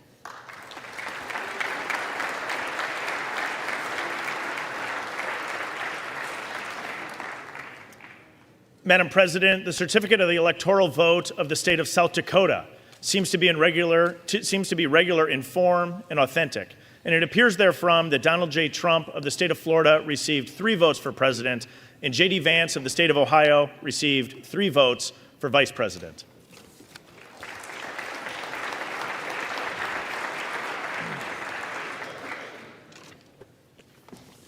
Madam President, the certificate of the electoral vote of the state of Tennessee seems to be regular in form and authentic, and it appears therefrom that Donald J. Trump of the state of Florida received 11 votes for president, and J.D. Vance of the state of Ohio received 11 votes for vice president.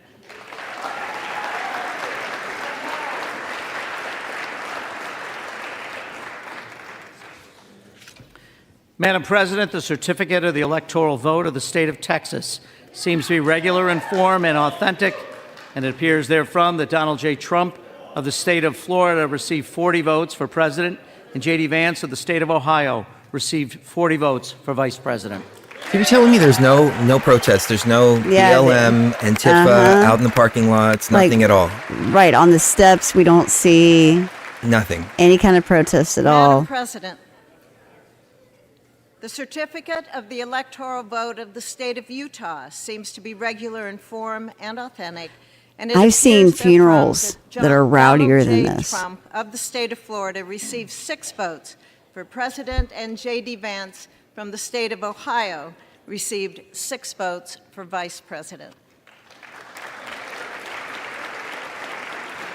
And this happened all over Capitol Hill that day. Madam President, the certificate of the electoral vote of the state of Vermont seems to be regular in form and authentic. And it appears therefrom that Kamala D. Harris of the state of California received 3 votes for president, and Tim Walz of the state of Minnesota received 3 votes for vice president.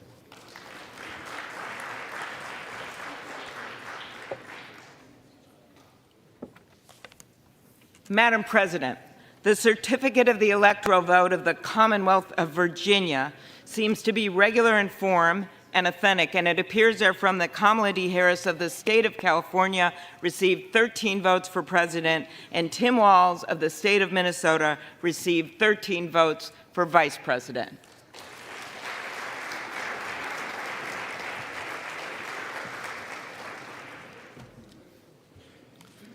Madam President, the certificate of the electoral vote of the state of Washington seems to be regular in form and authentic, and it appears therefrom that Kamala D. Harris of the state of California received 12 votes for president, and Tim Walz of the state of Minnesota received 12 votes for vice president.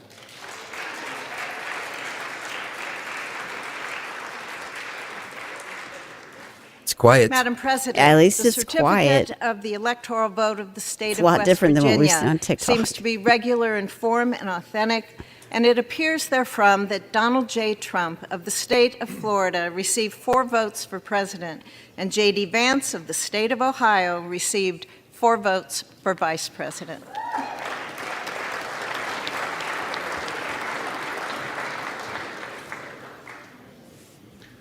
Madam President, the certificate of the electoral vote of the great state of Wisconsin seems to be regular in form and authentic. And it appears therefrom that Donald J. Trump of the state of Florida received 10 votes for president, and J.D. Vance of the state of Ohio received 10 votes for vice president.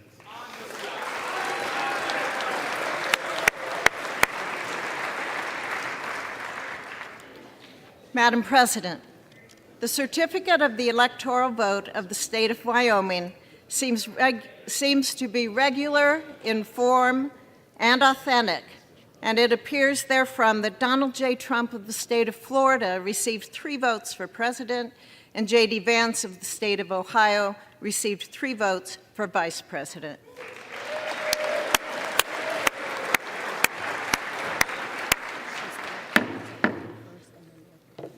Members of Congress, the certificates having been read, the tellers will ascertain and deliver the result to the President of the Senate.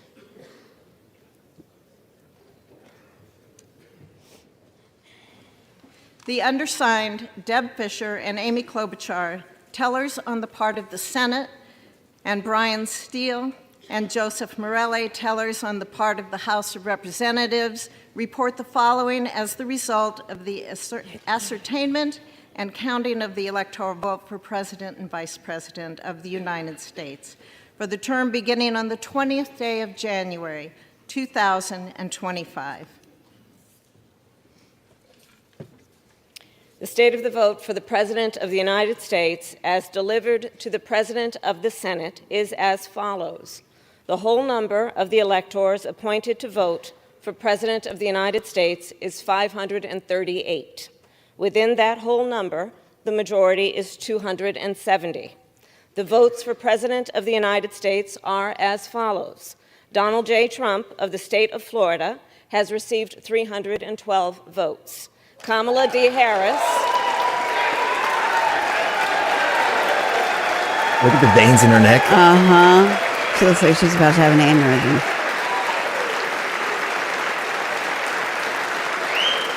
Like something is shoved up her ass. Like, and it really hurts. Kamala D. Harris of the state of California has received 226 votes. Bullshit. Yeah, that's being extremely generous.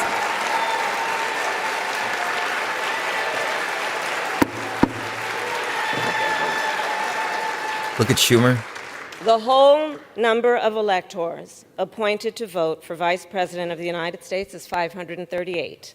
Within that whole number, a majority is 270. The votes for Vice President of the United States are as follows. J.D. Vance of the state of Ohio has received 312 votes.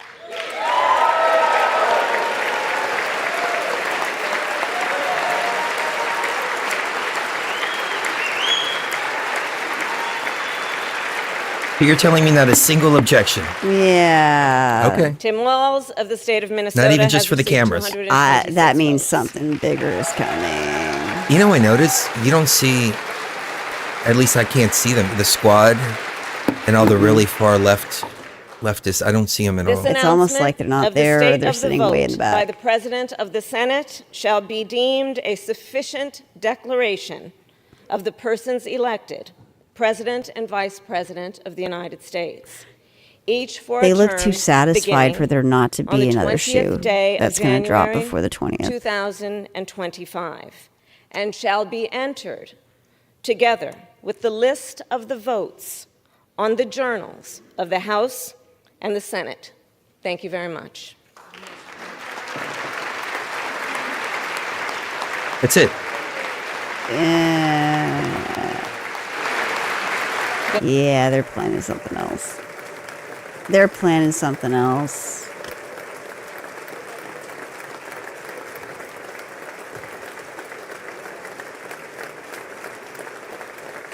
This is all for show. The Senate having been concluded pursuant to Senate Concurrent Resolution Number 2, the 119th Congress, the chair declares this joint session dissolved. Thank you.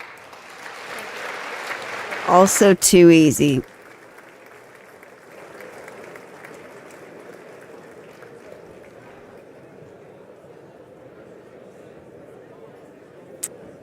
They didn't say the I word once. Nope. Wasn't even brought up. So either one or two things is happening. Three.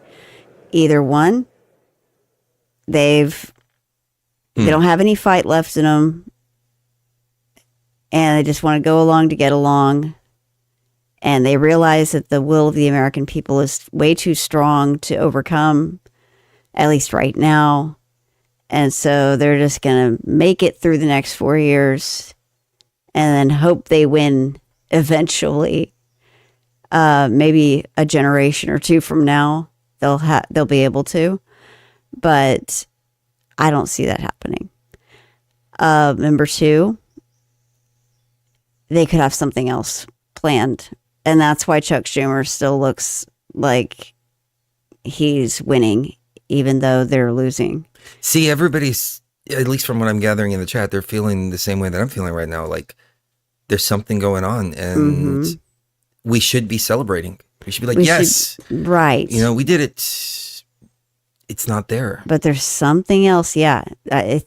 So number two is that, okay, there's something that's going to happen between now and the 20th to prevent him from taking office. Or worst case, not a single objection. Right, I know. They objected in 2016. Mm-hmm. They objected in 2020. They've objected in every single election. Well, and that brings me to the worst case scenario. I Number think they 3. told the leftists to stay home. Yeah, I like think the they did really too. far leftists, because I don't see them. I don't see AOC or any of them. That whole rat squad. The rat squad. That's a good name for them. Yeah. So number 3 is the worst possible scenario, and that's that this was all from front to back a psyop on the American people to make them feel like they won in order to usher in a New World Order, take over North American Union, all of that. That's worst case scenario. But I think it's more likely that it's number 2, and they have more false attacks over the next 3 weeks. Well, yeah, we have a weeks. couple of things happening here. January 10th, Mm-hmm. they're sentencing Trump. Mm-hmm. Now, the judge said there's not going to be any jail time. There's not going to be any fines. It's just a formality, basically, so he can start the appeal process. Mm-hmm. But they're doing that on January 10th. And then he's doing a rally on the 19th. And then the inauguration on the 20th. So those are still 3 days that we have to keep an eye out for. Mm-hmm. You know, more chaos ahead. Calm effect today is an illusion. Yeah, I hope that's not the case, but I can't argue against that idea. Yeah, I can't either. This was way too easy. So let me know when you're ready to go into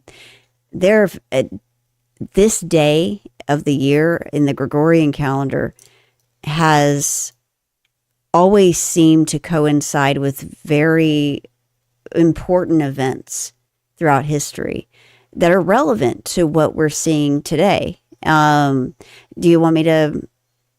I want to take a quick break. Oh, okay. But yeah, so on the other side, what we'll do is there's something about this day, January 6th, going all the way back to, what did you say, 1000 1066. BC? Yeah. That was over 1,000 years ago. Yeah. And there's always all these significant events on January 6th. And it makes me wonder if they picked January 6th for that particular reason. So we're going to get into that on the other side. And I'm trying to figure out, how do we hype this up? Because I don't feel the celebratory feeling like I don't should. either. Like, I feel like something terrible is about to happen. Because this was too easy, and because there was so little drama that it's kind of like, okay, if you had a breakup and your ex said, "Hey, why don't you come over to the house? I have a surprise planned for you." You know, it's like a going. Why don't you it's a going away present. You and your new girlfriend come over. I'm gonna make dinner for you. I'm gonna make dinner for you guys. It's a going away present. You know. Yeah, it does feel like that. Mm-hmm. I don't know. Maybe we're just jaded. Who knows? Maybe. I'm looking at the crowd here and the tens of thousands, probably 100,000 plus people here. And you did it all without burning down buildings? Without looting? I didn't know that was possible. No shit. Boom. According to the media, these explosions are bullshit. Bullshit. Bullshit. Boom. When you have a large gathering of peaceful protesters, they're supposed to burn it all down. Boom. These explosions are bullshit. Boom. Who could have seen that coming? Boom, boom, boom. These explosions are bullshit. Oh shit. Let's have trial by combat. This fight has only just begun. Keep fighting. Let justice be done. I did it. We're gonna walk down and I'll be there with you. Get up. The best is yet to come. When you catch somebody in the fraud, you're allowed to go by very different rules. It's so egregious, it's so bad, so base that people don't even believe it. It can't be true. That's why my father sends a tweet. Patriots descend on Washington, D.C. Amen. And a woman. No shit. Boom. According to the media, these explosions are bullshit. Bullshit. Bullshit. Boom. When you have a large gathering of peaceful protesters, they're supposed to burn it all down. Boom. These explosions are bullshit. Boom. Who could have seen that coming? Boom, boom, boom. These explosions are bullshit. Oh shit. Let's have trial by combat. We're gathered together in the heart of our nation's capital to save our democracy. What? And Mike is just gonna have to come through for us. Every doesn't, that will be a sad day for our country. Who hides evidence? Criminals hide evidence. I had no idea! Who could have seen that coming? Because you'll never take back our country with weakness. So let every adversary against democracy, against liberty, be overturned right now. So we're going to walk down Pennsylvania Avenue. No shit! Boom. According to the media, These explosions are bullshit. bullshit. Bullshit. Boom. When you have a large gathering of peaceful protesters, they're supposed to burn it all down. Boom. These explosions are bullshit. Boom. Who could have seen that coming? Boom. Boom. Boom. These explosions are bullshit. No shit. Let's have trial by combat. COVID-19.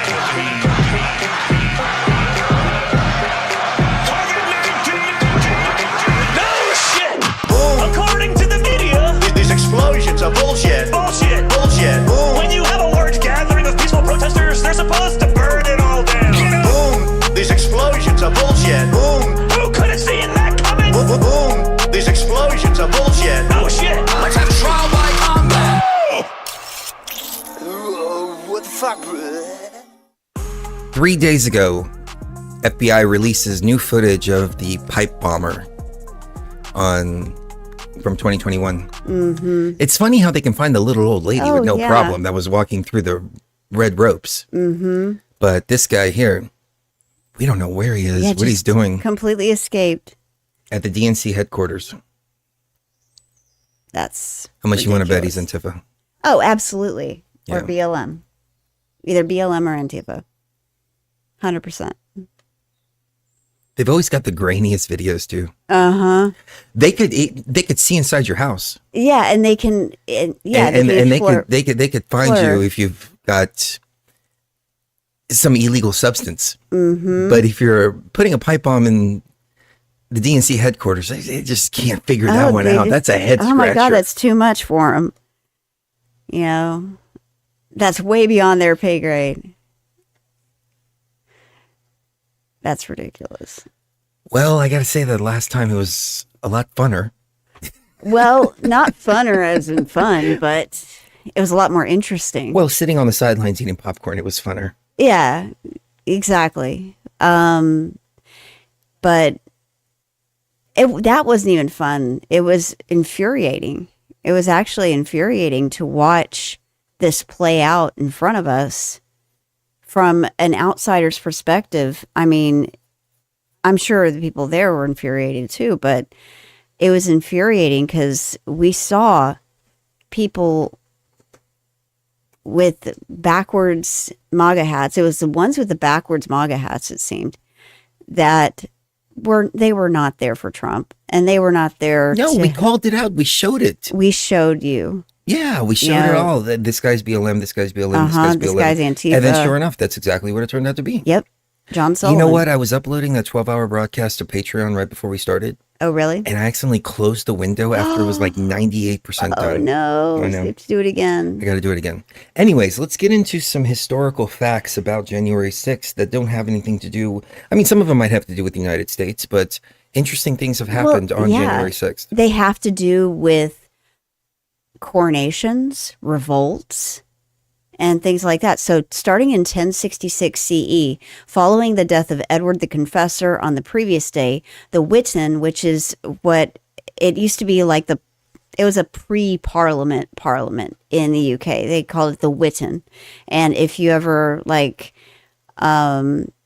killed one of your servants on your property because they were stealing from you, the Witan would be they were like law enforcement too. They would call you to come before them, and then they would rule on whether or not that was justified that you did that.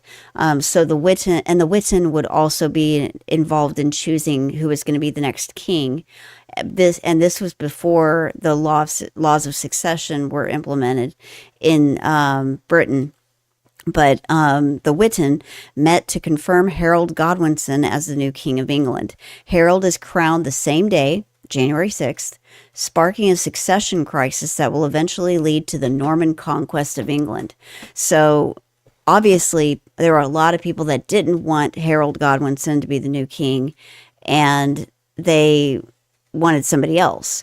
But the Norman conquest of England was what made England what it is today. They were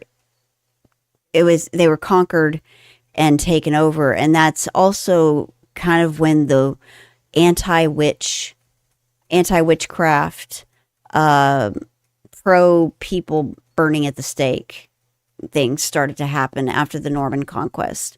In 1205 CE, Philip of Swabia underwent a second coronation as king of the Romans. 1322, Stephen Uros III is crowned king of Serbia, having defeated his half-brother Stefan Constantine in battle. So you had two brothers battling for kingship of Serbia on January 6th, 1322. 1355, Charles IV of Bohemia is crowned with the Iron Crown of Lombardy as King of Italy in Milan. So just right there's like 4 coronations on January 6th. It seems to be a big coronation day. 1449, Constantine XI is crowned Byzantine Emperor at Mistras. 1492, the Catholic monarchs Ferdinand and Isabella, and that was the same year that Ferdinand and Isabella's charge, who was it? Christopher Columbus discovered America. It's common knowledge now that America was discovered long before that, probably around 700 or 800 CE by Vikings and Northern Europeans. But anyway, the Catholic monarchs Ferdinand and Isabella enter Granada at the conclusion of the Granada War. And so that's warfare happening January 6th. 1536, the first European school of higher learning in the Americas is founded by Viceroy Mendoza and Bishop Zumarraga in Mexico City. So you had the first college built.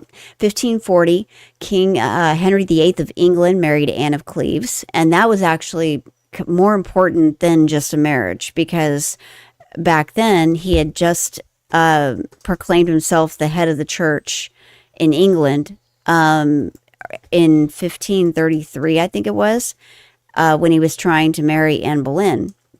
And then he, of course, got drunk on the absolute power that being head of not just your own country, but being head of the church too, because back then all the countries were subject to the Pope and the Catholic Church. And so by breaking with the Pope, and he even went further and made it a law that everyone in the country had to swear an oath to be subject just to him and not to the Catholic Church. And then it was punishable. It was considered treason, like execution, if you didn't swear this oath. And so a lot of people, even his best friend, Thomas More, at the time, he was like a best friend and a mentor. He even put him to death because he refused to swear the oath to make him the head of the church. Oh, wow. And because he so said, there's a lot of political changes that happened on this day. Yeah. But when he married Anne of Cleves, and that was January 6, 1540, he was also making a big statement there, because Anne of Cleves was the daughter of, I think, the king of Bulgaria, I think it was. Bulgaria or something like that. It's interesting, like Alyssa and they mentioned, were Protestant, part of the Protestant League. Go ahead. We mentioned this earlier, but Trudeau resigned today. So right. There's a big change in Canada today, too. There's lots of political changes and coronations and revolts that happen on January 6th. So January 6th is a huge day. So 1579, the Union of Arras unites the southern Netherlands under the Duke of Parma, governor in the name of King Philip II of Spain. So that's another transfer of power. 1641, the Arauco War, the first parliament of Quilín, is celebrated, putting a temporary hold on hostilities between Mapuches and Spanish in Chile. So another war. 1661, the English Restoration. Len, listen to this. This sounds familiar. The fifth monarchists unsuccessfully attempt to seize control of London. Oh. The revolt is suppressed after a few days. So, and they were pro-monarchy. 1721, the Committee of Inquiry on the South Sea Bubble publishes its findings revealing details of fraud among company directors and corrupt politicians. 1724, 1725, J.S. Bach leads the first performance of there in 1724 and 1725. Johann Sebastian Bach released. He chose that day, January 6th, to release music.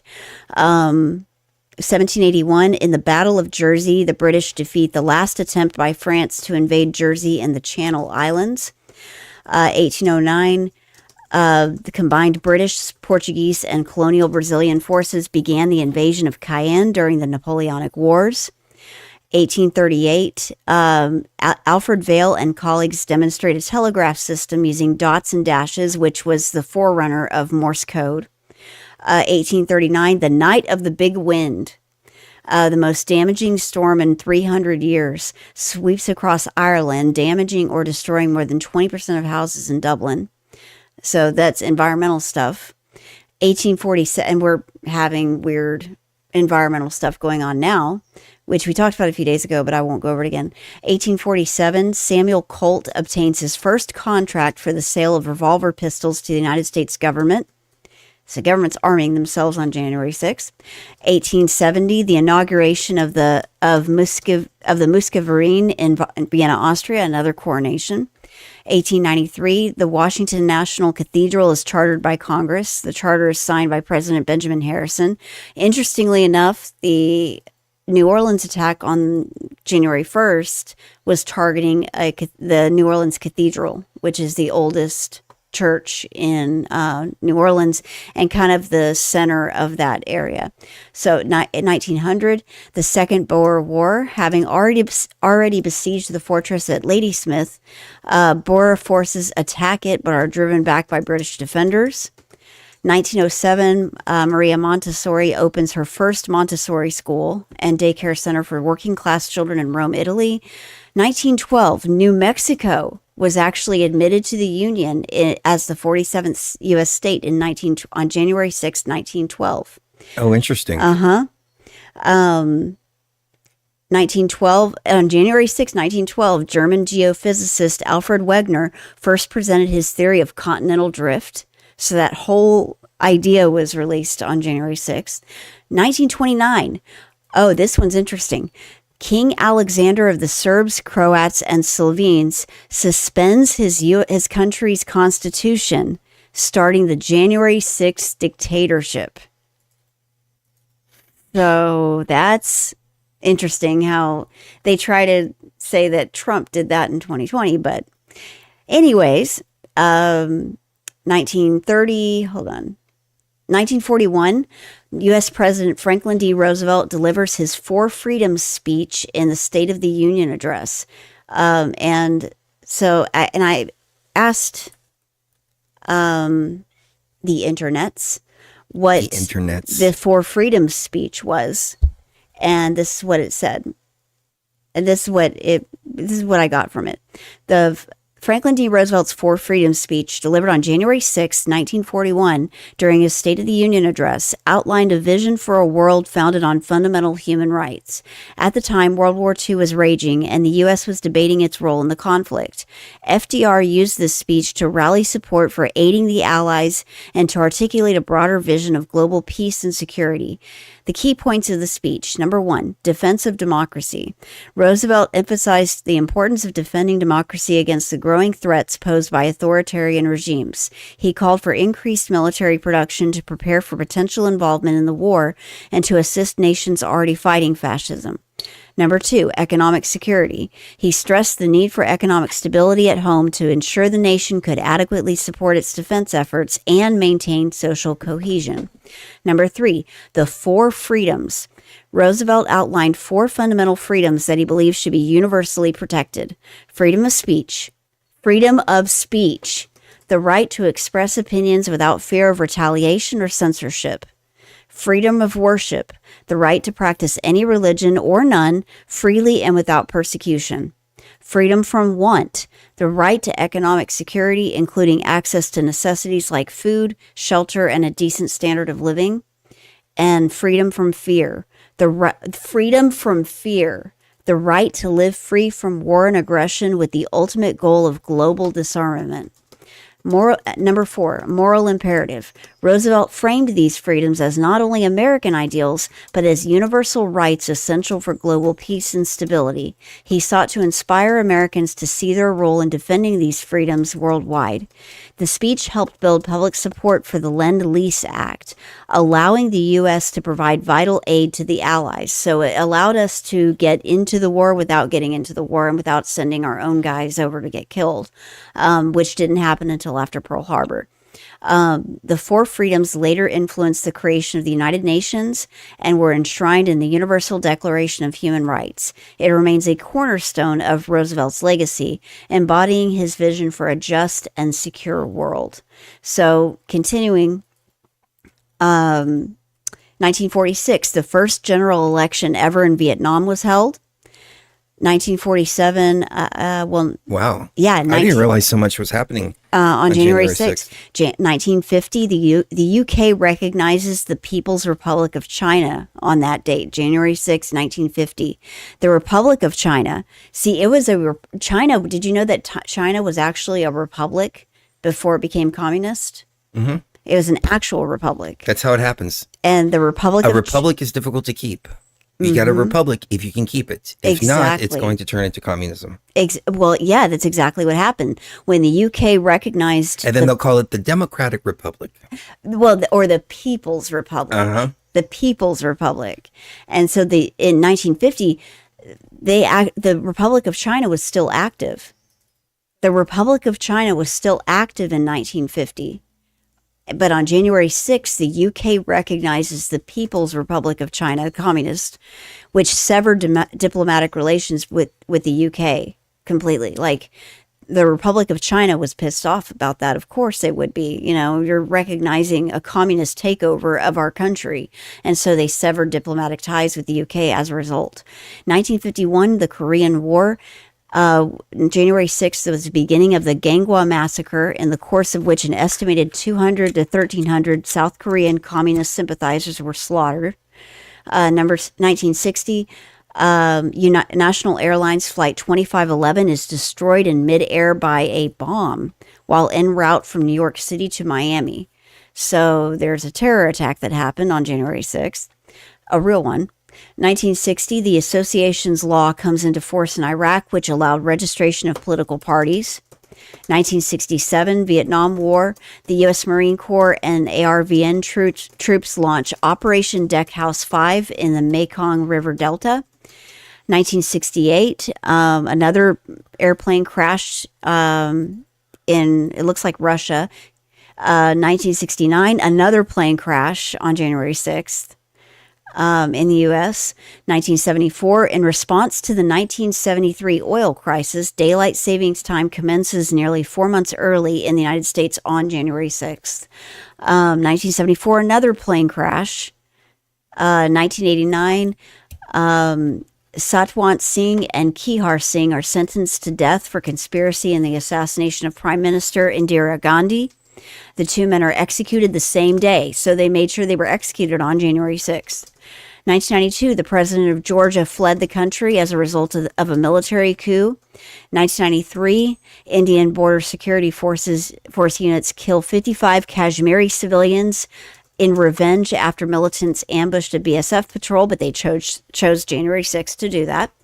1993, another plane crash at the Charles de Gaulle Airport in France.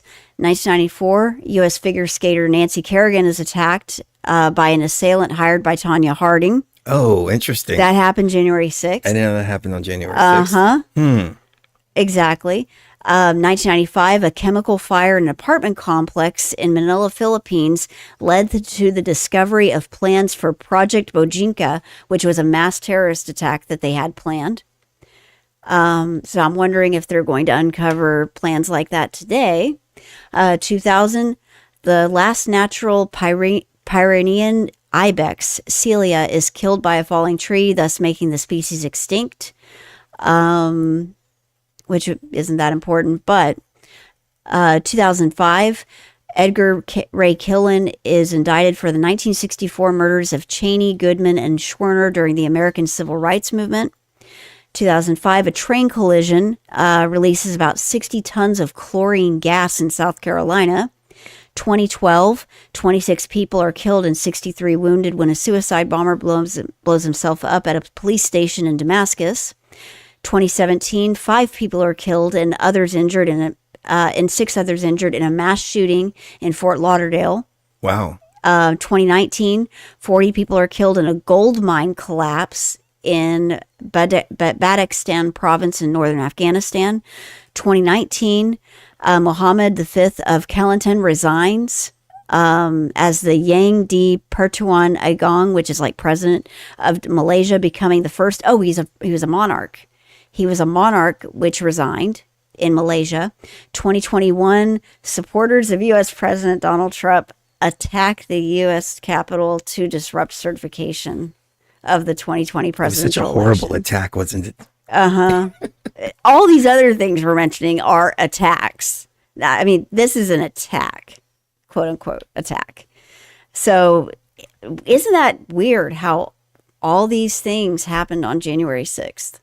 So January 6th obviously is a big day for like major worldwide ramifications of actions taken on January 6th. So interesting stuff. So let us know what you think in the chat, because that's just too many coincidences for me. I agree. I think they chose January 6th. I think there's something to it. And it looks like that whole period between January 6th and the January 20th, we're going to see a lot of interesting things happen, and hopefully none of them end in death or slaughter like a lot of these other events. So what do you think? I think that was a great job. I think that it's too quiet. I'm waiting for the explosion. Where is the explosion? Hopefully it'll never come. Hopefully it won't. That would be great. Yeah. If we just move into wouldn't that be golden great? age, pick up like it's 2021 again. Wouldn't that be great if we could just pick up where we left off? Yeah. Yeah. And, day one, he fulfills his promises and people start leaving the country that are, really like violent criminals. And I think their distinction needs to be made there, because it does look like the deportation efforts are underway. Like they're already building the camps at military bases. They're already getting the buses ready. Do you know where the buses are actually parked? In Tyler, Texas, where the buses they're going to be using for this are actually parked there, where which is, it's really coincidental. There's a lot of evidence to suggest that they aren't just talking when it comes to this deportation thing. Like they're serious and they're taking it extremely seriously, and it's going to be very big. And so what do you think? Do you think there's going to be blowback from the deportation efforts, because they're planning on housing entire families on these military bases? Well, as I said before, I was in Greece and I was only there for like a month, but I watched them deporting a bunch of Albanians, and I was standing in Ammonia Square, and this van pulled up, grabbed a bunch of Albanians and took them off. I didn't get caught up in the middle of it. Mm-hmm. So apparently they had a rhyme and reason for doing it, but this has been happening in other countries for a long time.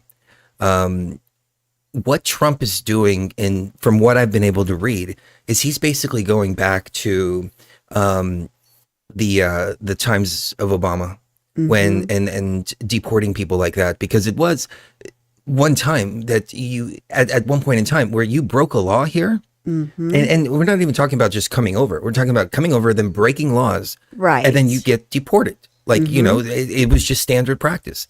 And the Biden administration has not been doing that. Right. It's doing catch and release. Catch and release on people that have come over here illegally. Mm-hmm. Now, if they come over here illegally, break that law, which I really don't have too much of a problem with that in and of itself, because I've met some really good people who are here without papers, and some people that have even given their sons and daughters and lost their sons and daughters in wars. That's literally fighting blood, for the U.S. military. Paying with blood. Yeah. there's really good people out there. But at the same time, that's not what we're talking about here. We're talking about mercenaries, people that have come over here with violent histories, cartel members, mercenaries from Haiti and other places like that, who are here for the purpose of raping and pillaging. And I say that literally, raping and pillaging. And they've been given a free pass to do so. And they've been told, regardless of whatever is going on in the media, they've been told you go over here and you can get away with anything. Yeah, and they'll just release you and on your own recognizance. And that's dangerous. Expect you to show up. The plan that I've seen playing out here, and let me know what you guys think of this, is we have a bunch of people that were brought here. They were given hotels. They were given EBT cards. They were given spending cards. They were given everything. And then all of a sudden that was just pulled away. Why was it pulled away? Because Trump got elected. Right. And that's what they're being told. Trump got elected. The majority of the United States people took that away from you. That's going to piss them off and then turn them into... Oh, yeah. And cutting off their food stamps and stuff like that.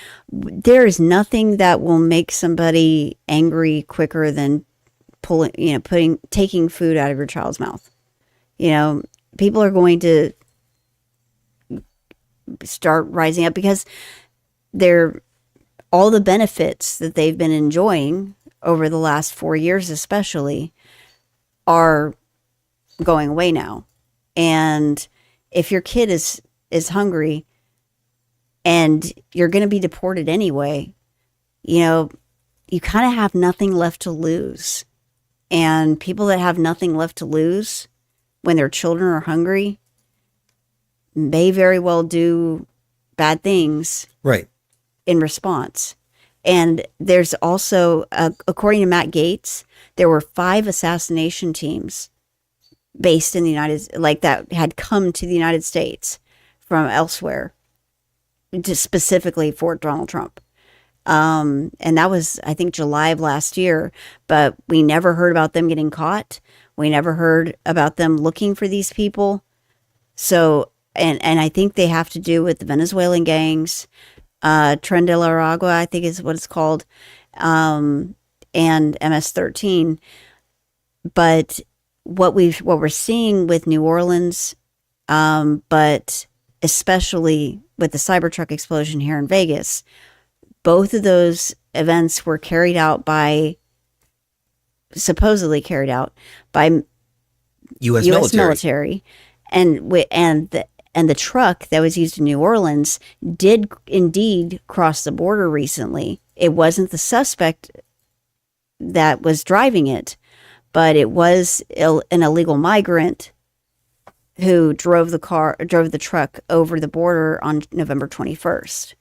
And so it appears that rogue elements, maybe, hopefully rogue elements of our military are working with these gangs and, illegals that are criminal that...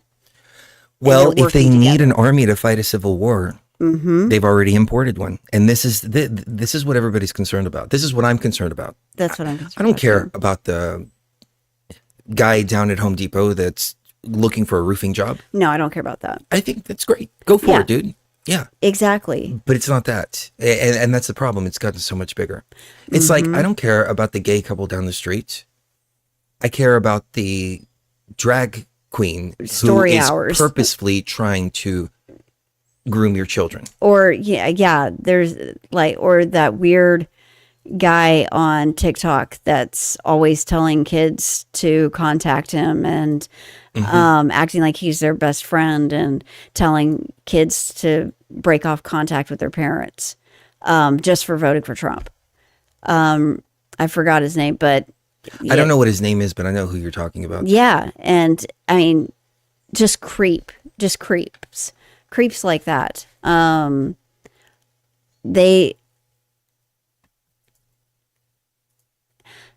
The people that have been, oh, by the way, there were 400 anchor babies born in 2024.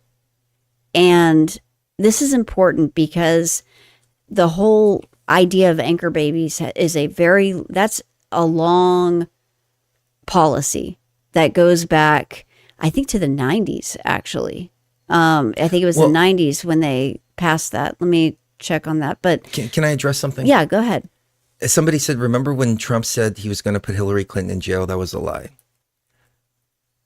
Was it a lie? Or was it something that he realized was very, very, very difficult to do?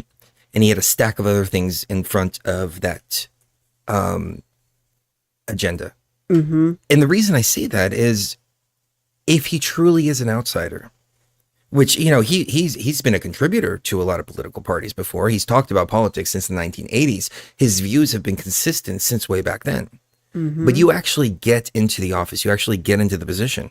And then you realize not only is what you want to do far more complicated, but you also have to deal with a bunch of people not only not agreeing with you, but actively trying to take you down at the same time. Mm-hmm. Would we not believe that Hillary Clinton is so well protected that nobody can really go after her? I remember there was a prosecutor that wanted to, and they were like, dude, no, that's insane. You don't go after the Clintons, because that's how bad the system is broken. What do you think about that? I think that could very well be the case. I mean, when you have Nancy Pelosi and General Milley taking away the nuclear codes from a sitting president, mm-hmm. that says something. Yeah. And that was what day was that? January 10th. Yeah, that was the 10th. Exactly. And so I think that... And you know what else is happening on January 10th? He's being... Oh, yeah. He's being sentenced. Was it January 10th or January 8th? It might have been on the 8th. I'm not sure, but I do know that the judge hinted that there's not going to be any... No, I know that. ...sentence at all. It's just, it's a formality. Because you can't... They're basically wrapping this up because you can't go after a sitting president. There has to be impeachment and all of that for that kind of thing. But I know. I just don't trust what's going on right now. Everything is too easy. It's just, it doesn't feel right. And I think everybody agrees on that. Well, birthright citizenship. We should be celebrating today because it's been 4 long years. Yes, we should be celebrating today. But it doesn't feel like, it feels premature to celebrate. Until January 20th, it feels premature to me because there's too much evidence to suggest that something is going to happen that's big or a series of somethings that are, could be very devastating to us, as well as stop Trump from being able to take office due to PDD 51 and a state of emergency being declared. So birthright citizenship. Well, go ahead. No, you go ahead. No, you go ahead. I insist. Really? Go ahead, please. No, really, because Okay, so birthright citizenship. The whole idea of anchor babies and birthright citizenship, that is a longstanding policy. I was trying to look up when it actually started, but it was always meant to be temporary. It was never meant to be permanent. Like, okay, well, if you have a baby here, you and your baby can stay here forever. It was never meant to be like that. And the Dreamers, and I believe that was passed by Obama, the Dreamers Act. That's what I was trying to look up. Sleepers is more like it. Well, yeah. Yep. The Dreamers Act, it was temporary deferment of deportation, not permanent. It was never meant to be permanent. And so, all the people crying about, oh my gosh, he's making them go back. The Dreamers should never have thought that this was permanent and that, I was born here, so my mom and my dad and my family get to stay here because I was born here. That it should never have been the case where that was just the way people thought. It should always have been considered temporary. And so all Trump is doing is basically saying, okay, it's time for you guys to go back because you're costing us too much money. As a country, we're spending way too much on other people and not enough on actual Americans. So, and the in the Dreamers Act about kids, minors coming over the border, that was meant to be temporary. Do you know why they have to import dreamers? Because too many of the American people are waking up. Mm-hmm. Go woke. Vote.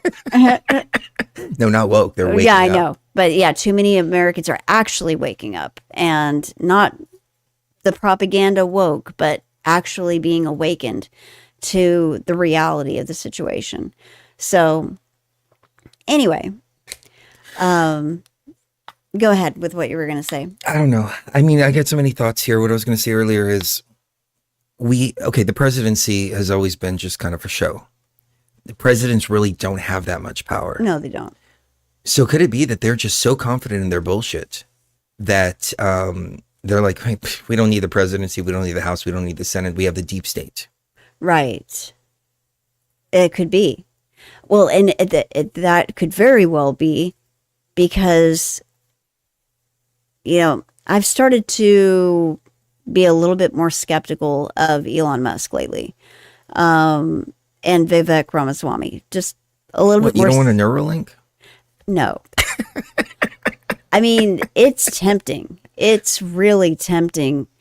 If they could get rid of all discomfort in your body, by just flipping a few switches. If you just were on your phone and you had an app to your Neuralink, just joking. you're like, you don't have to justify that. Yeah. But I've been more skeptical of them lately.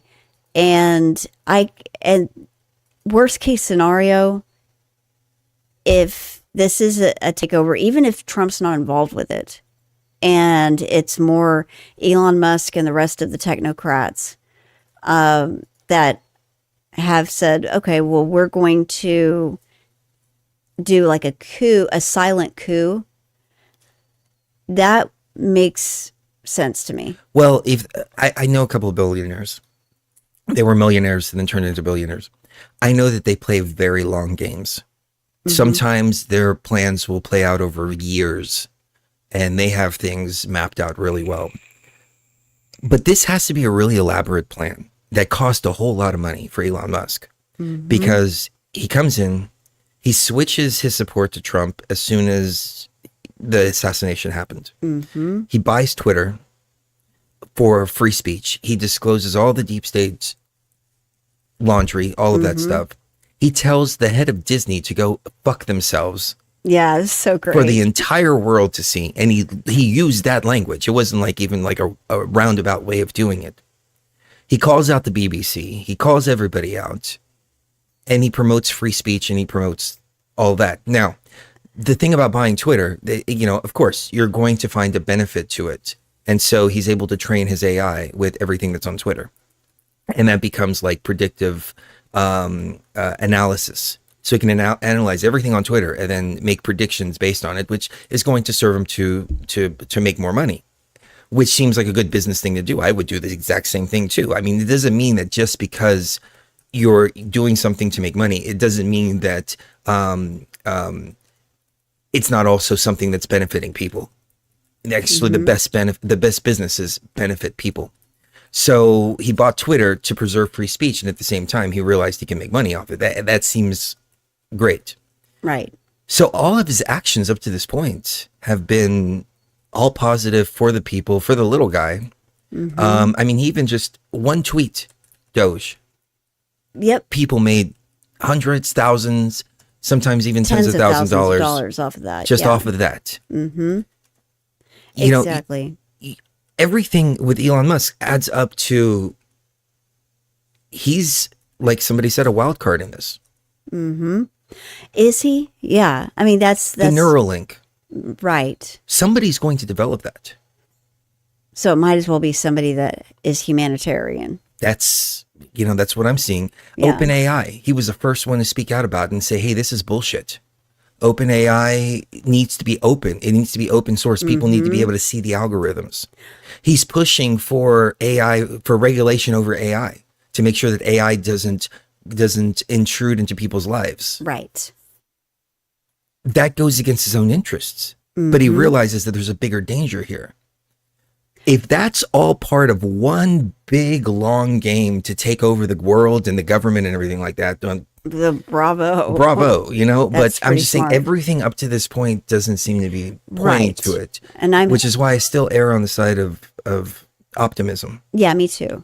I'm trying to keep that optimistic outlook on the cabinet picks and Doge and all of that. So while at the same time being skeptical of claims that utopia is coming and it's going to be awesome and we're going to buy Greenland and we're going to buy Canada and we're going to unite Greenland and Canada and the US into one country.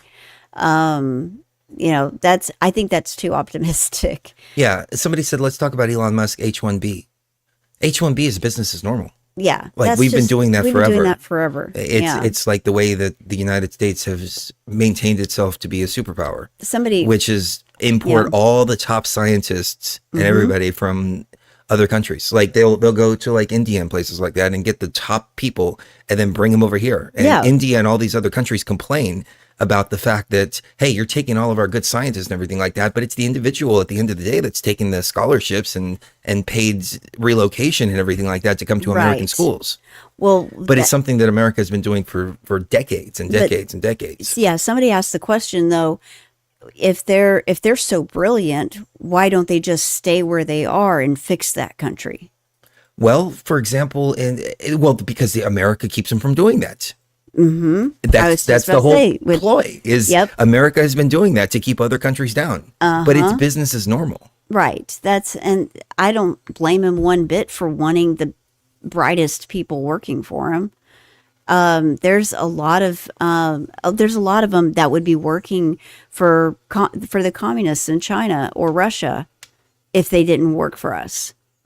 We don't want those other countries to have them. That's a good point. I didn't even think about that. That's what they were thinking. I mean, that's the rationale, quote unquote, for instead of executing the National Socialists that got into trouble at the Nuremberg trials. And I mean, we did that with Germany. We brought their top scientists over here. I was just about to say, with Operation Paperclip, the justification for that, for a lot of people that worked for the military industrial complex at the time, their justification was, well, we don't want Russia having them. I never thought about it from that perspective until just now. Yeah. That's interesting. We don't because you always think of paperclip scientists coming over and you're like, God damn, paperclip scientists. But isn't it better that Werner von Braun was giving us that information instead of Russia? I think so. If it, and that's it depends on your view on Putin. It comes back around to your point. If it's going to be done anyway, it might as well be done by good people. If it's going to be done anyway. So, but that's yet to be seen. Yeah, if we're dealing with good people or not. Right. We don't know who we're dealing with. Speaking hypothetically still, because we haven't seen it play out. And so I guess we just have to watch and see if it plays out. Neuralink, Naipaink in Greek gematria equals 666. Alyssa said that the Cold War is manufactured fear. I've often thought about that. What if the United States and Russia have been best buddies? Oh, yeah. And they just pretend to be at war with each other. Right. They pretend to have all these things. And so it just kind of throws the public off while they take over the world. I think that scientists especially, like in the realms of physics and science and all of that, we tend to be more partners with the countries we claim to be against and claim to be enemies with than most people realize. There's intergovernmental and international collaboration on lots and lots of different things. One of those that recently people have found out about. Good cop, bad cop. Yeah. Yeah, it's that. But there's certain cases where it's not a good thing, like our involvement with the Wuhan lab. The NIH paid so much money to the Wuhan lab, it's ridiculous. And we're still doing it. I think we're still doing it, actually, that we still have a contract with them. Why we still have a contract with them and why we keep giving them money, I have no idea. Wuhan lab still NIH funding. I'm pretty sure it still has NIH funding as of this day. Sorry, guys, I'm looking this up live because I'm curious. Oh, yeah. We were funding all of them. Well, WHO, Wuhan, we were funding the coronavirus lab that everything came from. I mean, everybody knows this. We're just preaching to the choir at this point. Okay, finally, July 2023. It took until July 2023 for the U.S. to suspend federal funding for the Wuhan lab. It's like putting your finger in the dike. Uh-huh. They're like, okay, stop it. They're like, okay, screw it, why not? Okay, Might as well just let it all come out controlled then. That's insane. Why did it take 3 years for us to cut that funding off? You know, that's the interagency and intergovernmental, like, okay, in bed with the enemy. To be fair, on the other side of the coin, oftentimes, and I've seen this happen before. I'm not saying this is the case with here, but oftentimes they have contracts and they're required to provide funding up to a certain point. So they could have had a 5-year contract that they restarted in 2019 that just expired.